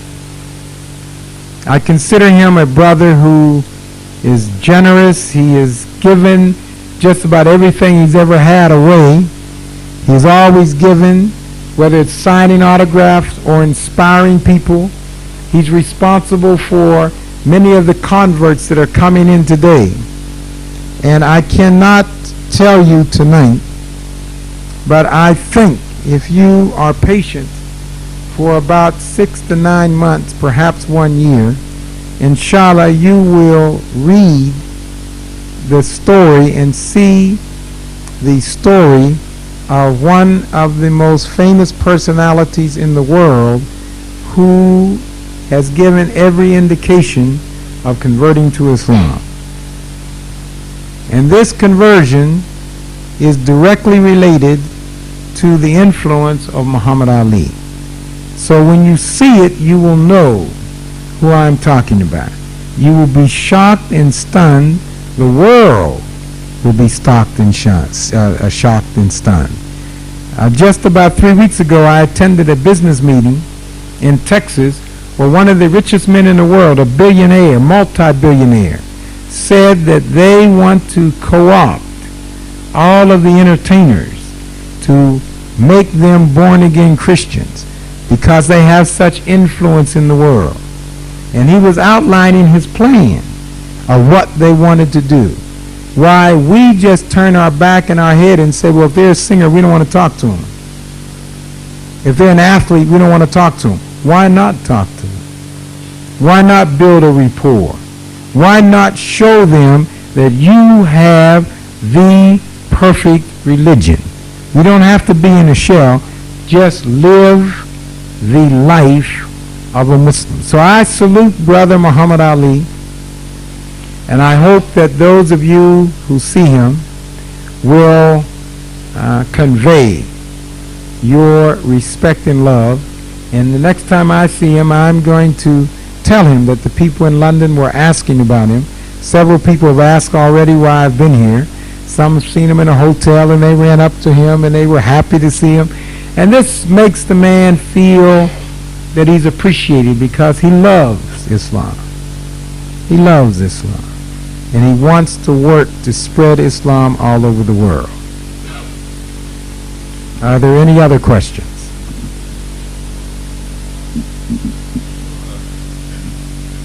Alaikum salam. What I'd like to discuss what your advice to the Islamic people at the present situation of the world. So when I hear a democracy, to me it sounds more or less like a hypocrisy, not a democracy. When they say about the human rights, I can't see any human rights at all. As a result, the most richest nation in the world at the present time is a nation of Islam. And in the same time, the most suffering people of the world, if it's not the most, I think the all, still is the nation of Islam. And what's your advice to the people of Islam? Do we should sit back and pray to Allah to sort it out for us, or I leave that to you to answer. All right, thank you very much. If you listen to my speech tonight, you will know the answer. Because Allah helps those who first help themselves. If we want to build the people of Islam around the world, we have to stop making excuses, stop criticizing everyone else, and set out a practical plan of social and economic development. We should all know what our role is. The first role of our children is to obtain knowledge. When they come home from school, let them teach us. We need knowledge. You can't do anything ignorant. You just can't do it. So we need massive educational programs all over the third world. Who's going to do that work? We cannot expect the West to give us money to educate the Muslims. We have to make the sacrifice.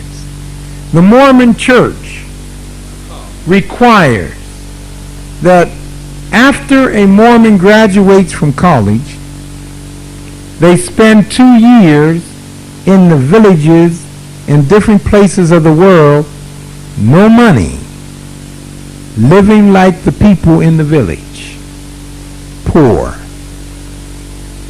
2 years is what the Mormons require of their graduates. And they send these people to countries that they hope they can convert them to become a Mormon. Are we prepared to take 2 years of our life after graduating from college and spend 2 years in an African Muslim village, or in Indonesia, or in Russia, or in Afghanistan? If we are willing to do that, then we are become a part of a mass educational process. But if we say we're going to wait till the rich Arabs give us the money, after they give us the money, then we will go. If our salary contract meets our expectations, we're not going to move. We must take the responsibility for our people. We must make the sacrifices. We must go back to the blueprint of Islam, and we must imitate that blueprint. The Prophet ﷺ, when they came from Mecca to Medina, there was a pestilence, there was a plague there. The Muslims didn't have homes. They were getting diseases when they first came to Medina. It was not a rosy garden. They didn't even have a mosque. They didn't have a school. A man 53 years old picked up the bricks and carried the bricks to build a mosque, and then the school. He did not wait for someone to come from Yemen Cairo, Damascus, or some relative to say, no, my brother, sit down and watch. We will do all of it ourselves. The man set forth the example. Work. You get nothing for nothing. If you want to have pride and dignity, you work for it. You can pity anyone. Respect is based on performance. If you want to be respected, you have to perform. If our children get the highest grades in the UK, we will be respected. People will say the Muslims have done something. Look at their grades. That's not pity, that's respect. But if we go on the streets begging for money, that's sympathy and pity. So educationally, we need mass education all over the Muslim world, and we need those who are already in school to be the top. Economically, we need an economic plan to summarize all of our assets. If we go to a village in Africa, what does that village have? What can be brought to them by way of technology? How can they export in order to support the community? That is our responsibility. Through a study of the Quran, you will notice the many references to ginger and honey, wild honey. And a group in the United States decided to study the value of ginger for one's health, and they became amazed because ginger improves the immune system, and your immune system then fights the other diseases. So ginger in the Quran 1400 years ago has a reliable message. So then this group wanted to know how they could grow ginger. They did research. They didn't go to the library and just walk up and down with books. They had to go to the agricultural library. They had to look up ginger. They had to find out where ginger was raised. They find out that a lot of ginger comes from Indonesia. They were happy because that was a Muslim country. They find out that the climate is such in Jamaica that many agronomists believe that the most nutritious ginger in the world could be raised in Jamaica. They found out that the young Muslims in Jamaica had no money. People with master's degree couldn't get a job. There was no job for them in Jamaica. So their idea was, why not take that Muslim community and teach them how to raise ginger, and then take the ginger to make tea, and take ginger extract to export around the world, so that you have an integrated industry. Then you train people for management so that they continue to grow and expand. So instead of looking at one another saying, we are starving and we're having such a hard time, and why don't the Arabs come here and get us some money, they look and say to the Arabs, here is some tea. Drink the tea with the ginger. And that's all we ask of you. So when they came to us, we started planning how to put this together. And we put it into a product called Come Alive the Mighty Tea. Then we took the only wild raw honey in America that's certified. In America, you can't use the word organic unless you prove that every batch is organic. No pesticide, no herbicide.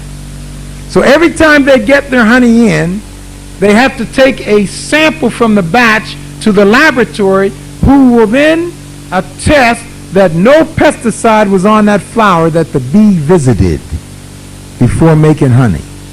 When that is done, and that's expensive, then they're able to market the tea and put on the package organic.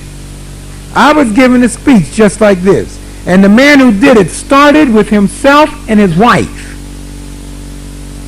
talking to the neighbors, saying, why don't you take honey, because this raw honey is good for you. It's in the Quran. And then from their next door neighbor, they continue to expand. Now they market about $350,000 a year, just that group. They're giving jobs now because they moved beyond the stage of pity. So we asked them, would you let us market your honey? They said, of course, we're brothers. So now when you look outside after today, you will see Be Alive, B-E-E. This is how you move from looking at what the Muslims need to planning, and you must plan. We just can't get excited and say this is good. Study and plan. Will this work? What will be the problems? What will be the obstacles? How many hours are we willing to put in to make sure that it works? I'm saying to you, economically, socially, educationally, which become the pillars in addition to the spirituality of Islam, it's up to us to move those programs out. And I am encountering brothers and sisters around the world who are increasingly implementing these kind of programs. I've seen fish farms, I've seen food programs that Muslims are doing after studying and researching, and in my opinion, that is the only way that we can bring our communities back to where they used to be. Thank you very much.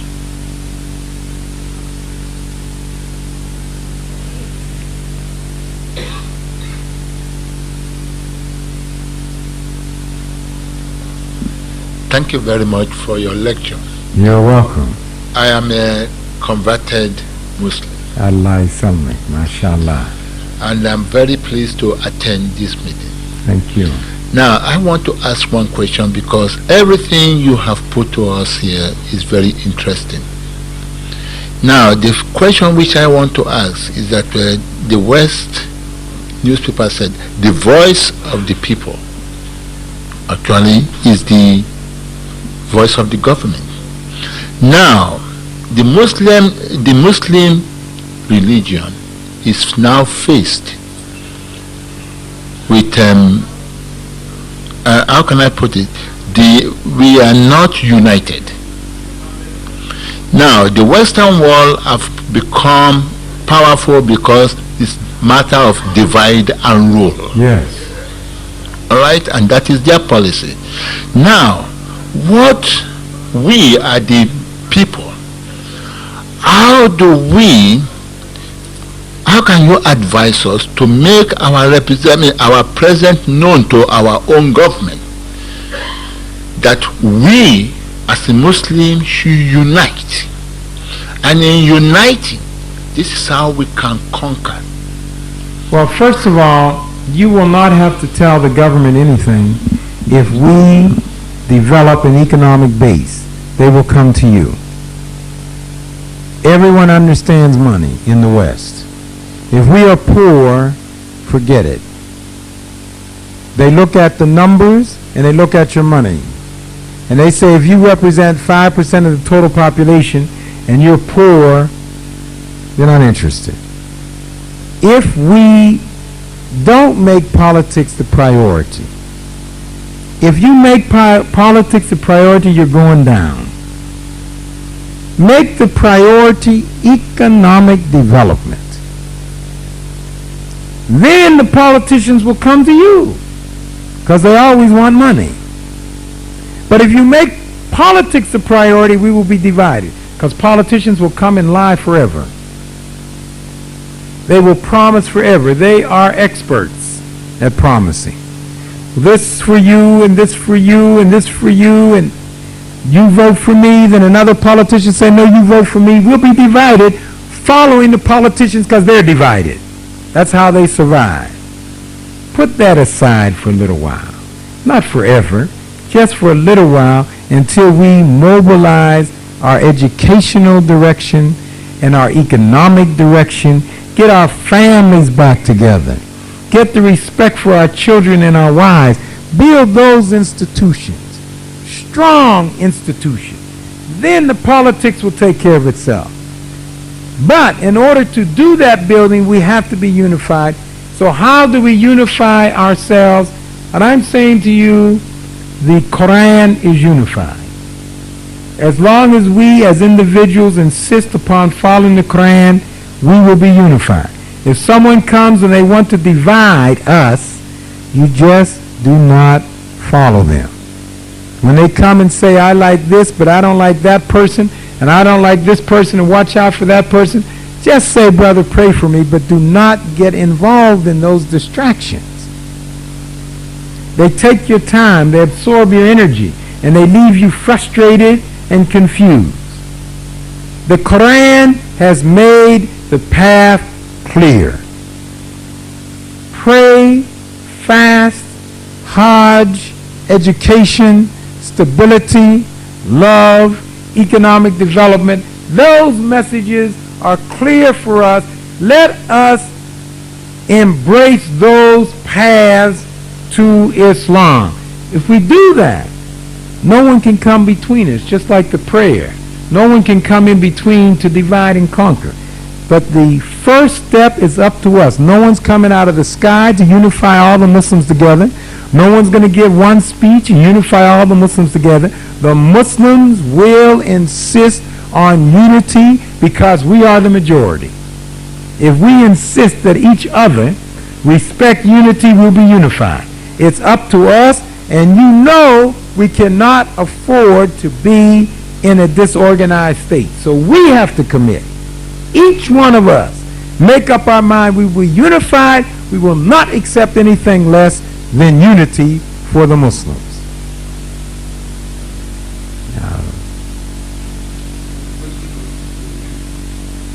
Who is not so sure of Islam because of Saddam Hussein and the war and Salman Rushdie's book. Non-Muslims refer to us as the troublemakers. How would you convince him that this is not so? Well, I think that I can understand the questioner's son's feelings, and I can understand how he would be sensitive to the opinions of others who try to select different events or mistakes or figures in the news to hold up to us. But I'm simply saying to the young man, why would he take two personalities in the world out of thousands to feel embarrassed? Why not talk about Uthman al-Jahiz, who wrote 200 books? Why not talk about Brother Al-Mansur that came from Morocco into Spain and brought civilization into Spain? Why not talk about the long list of Muslim doctors that contributed medicine and medical techniques to the world? Why not talk about Arabic numerals? Instead of us trying to struggle, can you imagine trying to subtract with Roman numerals? Trying to add with Roman numerals? Multiply with Roman numerals? Divide with Roman numerals? Why not talk about the great contributions that we have made? Do you realize that the richest African American relatively that lived in the 300-year history of the black presence in America came from a Muslim family, the Coffee family from Ghana, who were brought to America as slaves? And this brother built boats. He just didn't own them. He built boats. He owned industrial mills. He went around Africa 8 times in his own ships. He sailed to the Caribbean. This is a brother in the 19th century who employed the principles of Islam to excel. So don't tell me about Saddam Hussein without telling me about Brother Coffee. And what about Brother Dean? One of the, probably the second wealthiest African American. He was a sea captain and a merchant.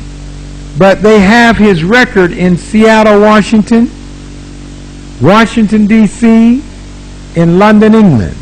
When the ship docked, he would go on shore and passed out Dawa literature. He worshipped in a mosque right here in London. The great Marcus Garvey was inspired by Deuce Muhammad Ali. So why don't we talk about what the Muslims have done, and then when you take some of the shortcomings, they're small in comparison to the enormous contributions that we've made to the world. But what the gentleman is really saying, yes, I understand Cordova and the Muslims in Spain, and I respect what was done in Arabia and Timbuktu and African Muslims sailing all the way to the Aztecs in Mexico, but I want to know, what are the Muslims doing today? That's what he's asking. Can we live on the past alone? What are we doing today? And I'm saying 300 years has interrupted our process, but I'm not using that as an excuse. I'm saying right now we are mobilizing to regain our heritage.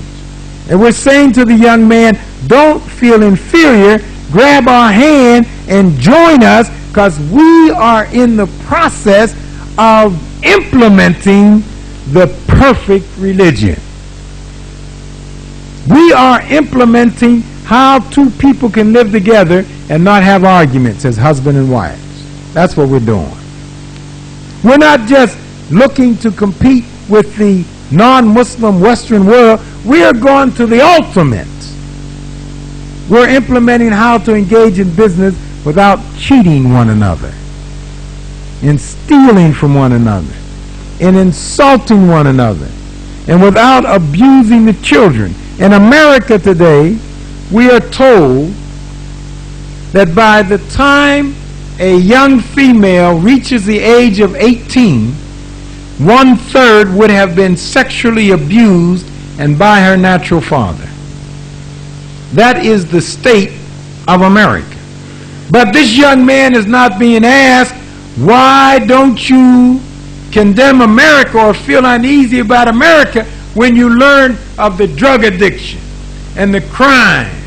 Somewhere between 40 and 50,000 people a year killed in America. So the young man is not thinking about that because the news media does not put those events in a framework of condemnation. But I'm not here to condemn America or anyone else. I'm here to build the Muslims. So I'm saying to the lady and the sister who wrote the question, please tell your son to write us, because we're going to need his help. We may need him to go for 2 years to an African village. We may need him to help convert Winnie Mandela, Nelson Mandela. We may need him to go to Latin America and remind the Aztecs of their history. The last time that I was in South Africa, the second or the first, it depends on who you talk to, the wealthiest man in that country, Chabanlala, we had a conversation in the home of a lawyer named Attorney Anwar. And after we finished the conversation, he announced that I am ready to become a Muslim. So his name was changed to Malik. So if he can be either the first or the second richest man in South Africa, and he can be a Muslim, we can look all over South Africa. I recently talked to Sister Winnie Mandela, and we discussed Islam. First of all, I made her come alive because I knew that this would open up her mind. Come alive and stay alive. So she was feeling energetic. That's what Come Alive does. She was feeling the nutrition. She didn't have to be eating a lot of food and then going and nodding and going to sleep. I couldn't talk. So giving her Come Alive, I had an edge. And we discussed Islam. And she said, of all the friends that I have who are Muslims, no one has ever taken the time to explain Islam to me. My lawyer is a Muslim. I have close friends and advisors in Muslim, but they never explained it to me. She said, the religion is really interesting. I want to know more. So I want this young man, maybe Allah will designate him to be the one to deliver the message. We got work to do. We don't want to take time complaining and apologizing and explaining for the mistakes. We've made mistakes. Some of our leaders have made mistakes, and some will continue to make mistakes. But that's not going to absorb our energy. We're not going to take all of our time trying to convince someone who hates us anyway that we don't have problems. We're going to take that time and join our hands together, and we are going to implement the perfect religion. No distractions. No distractions. We are focusing our eyes on the goal. We know where we are going. Educationally, we're telling our kids the highest grades in England, the highest grades, the best run businesses. When you go to a Muslim business, it's the most polite clerk. May I help you? Smile a little bit. Show some teeth. Let people feel comfortable. May I help you, please? Assalamu alaikum. Put some zest in it. Assalamu alaikum. No. Turning our heads. Let's get back to the old landmark. Assalamu alaikum, sister. May I help you? They don't have to be a Muslim for you to wish peace upon them. Assalamu alaikum. What can I do for you? We want our businesses to be known by the quality of our service, so that people get jealous. They say, I wish I were a Muslim. Look how happy they are. Look how friendly they are. When their children go to the school, they're different. Not just because of the way they dress, not just because of the things that they say, but the life that they live. When it's time for a break, you see them in the library. They're polite in the halls. That's what we want. The basics. We're not making it up. This is the message that was revealed to the Prophet Muhammad bin Abdullah bin Muttalib sallallahu alaihi wasallam. That is what we are doing. Nothing new. We're just going back to the basics and refusing to be sidetracked. Focusing on our plan of action and insisting that we follow it. Don't worry about the others. We follow it. Each one of us is responsible for following that plan. 1,200,000,000 Muslims will be moving ahead in step to the perfect religion. We have just 5 minutes to go, and therefore one more question from the sisters.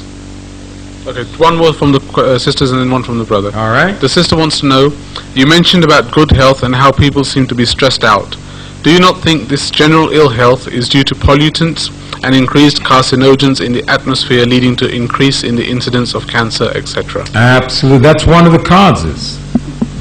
However, we cannot cure that cause. We don't control the mechanism whereby the automobiles run and the airplanes move. So we unfortunately are the victim. We can control that pollution that comes from cigarettes. Cigarettes is a big polluter. One of the biggest polluters is the cigarettes. We can control that.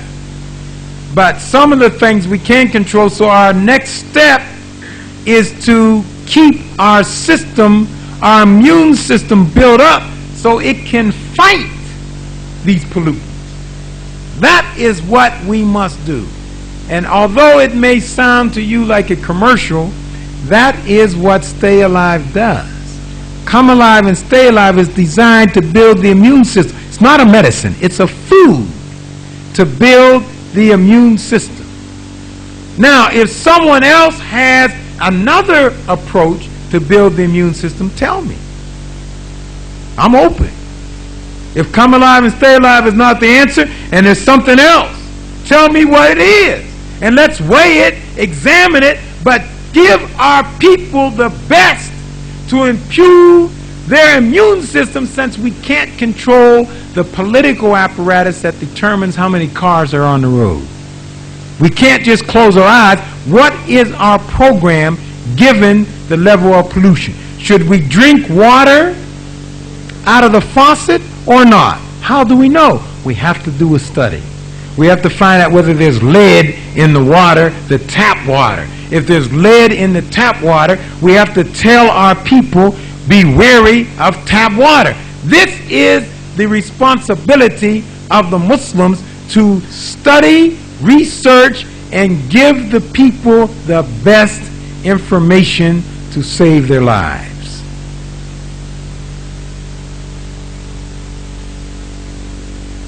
Brother, Assalamu alaikum. Alaikum salam. I'm very pleased to hear your speech tonight. Thank you. Especially when you emphasize that the Muslims should be economically much better off as they are, and I think we should make a lot of effort in that direction. But the problem remains that in any business establishment, we need 4M, not just being a Muslim M, but I think money, management, machinery, and management, money, machinery, and the manpower, yes, and the manpower, yes.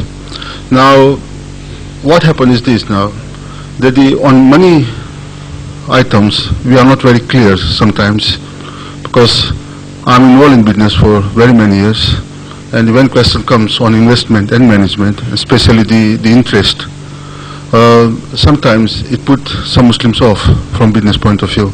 Oh, no, that's interest, you see. Some say, well, no, it's an investment, that's a profit, that's a return on the capital. Now, what is your view on those ones, you see? Well, I think given the status of the Islamic world, we have to look for what's the practical thing to do. And it comes down to, for money, saving. Most of us don't save very much. The Japanese save 20% of all their money. Whatever it is, 20% they save. We don't. We think we have too many obligations to save. If we save 20% of our money, like the Japanese, we can put it into a non-interest bearing operation. Doesn't have to have any interest. But if we don't save our money and the entrepreneurs can't go to us for money, where can they go? So the community has a responsibility to make sure that there are businesses. Management, again, this is a matter of training, education, common sense. Management is not that complicated if we have a plan. But the best managers in the world and all the money in the world will not help us if we are not willing and ready to put in quality time. If you have a business and the man next door has a business and both of you open at 8 and close at 8, it's a standoff. If he closes at 8, you close at 10 or 12. That's the kind of sacrifice that goes in with building a business. Some people say, I don't want to do that. That's like slavery. This is what it takes to build a business. So we have to be knowledgeable of the requirements for a successful business. We don't just want to say, business is good, let's go into business. Find out what it's going to take in terms of money, management, machinery, or if you're in an industrial kind of business, service if you are not, manpower, promotion. How do you operate a successful business? It's in our holy book. It's a matter of bringing out the plan, implementing the plan, and supporting the plan. Some Muslims don't support other Muslims' business. So they will go all the way downtown and spend I don't know how many pounds to get to one of these department stores when they could get the same product right in the same block. But somehow downtown, and all the products come from Hong Kong anyway, downtown it has that big label on it.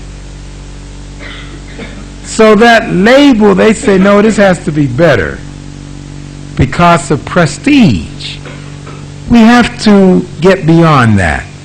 Support each other. Lawyers, barristers, doctors, pharmacists. If we want the businesses to grow, we have to support them.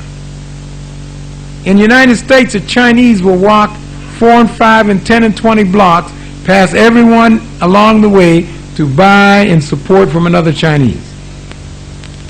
We will walk the same distance to avoid supporting another brother who's a Muslim. So we have to come back to basics. We have blamed others too long. Let us come back to the basics, assume our responsibility, and build the nation of Islam. Assalamu alaikum.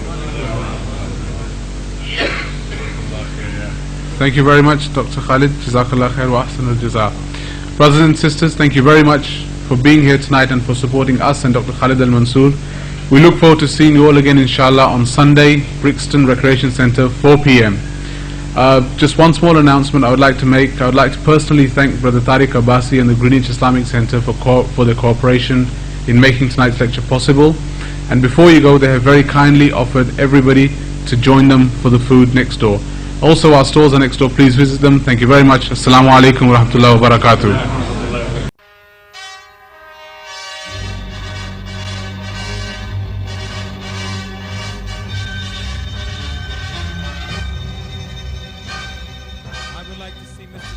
Gather them together, black and white, Bishop Tutu, everyone, come together and repent for lying on God. Now, I would ask you, as a Christian, one who proclaims and professes to have met Jesus, how are you and your people going to develop 2 million jobs for the country? All right. How are you going to stop making the Pope white, Mary white, Jesus white, Moses white when they were not white? When and where are you going to develop a mass education program and not tell the people to wait till they get to heaven? When are you going to tell the man with 47 cars to sell those cars and give that money back to the poor people so that they might have a decent life? When are you going to repent on behalf of the Christians for enslaving the people, the descendants of whom are in this building tonight? When are you going to repent for causing the slaves to be prostitutes? When are you going to repent and ask forgiveness?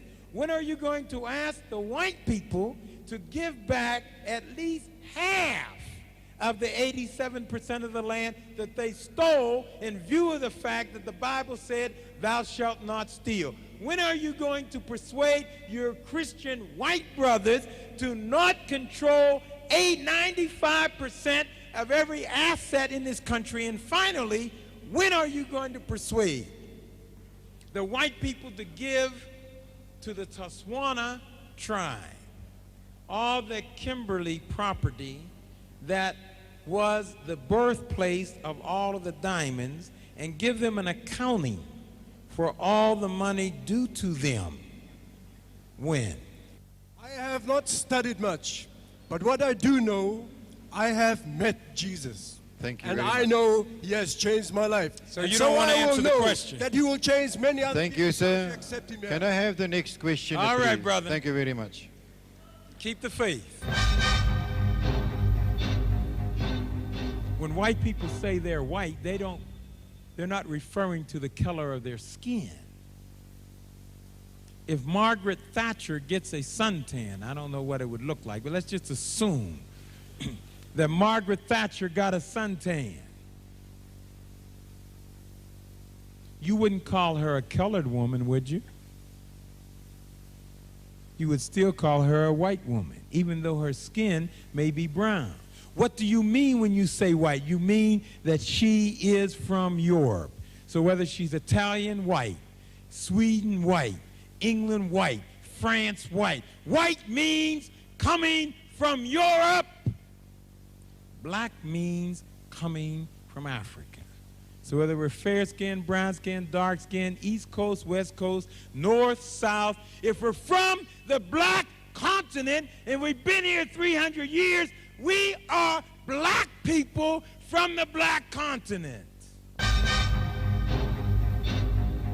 All over the world, 1 billion people uniting through Ramadan.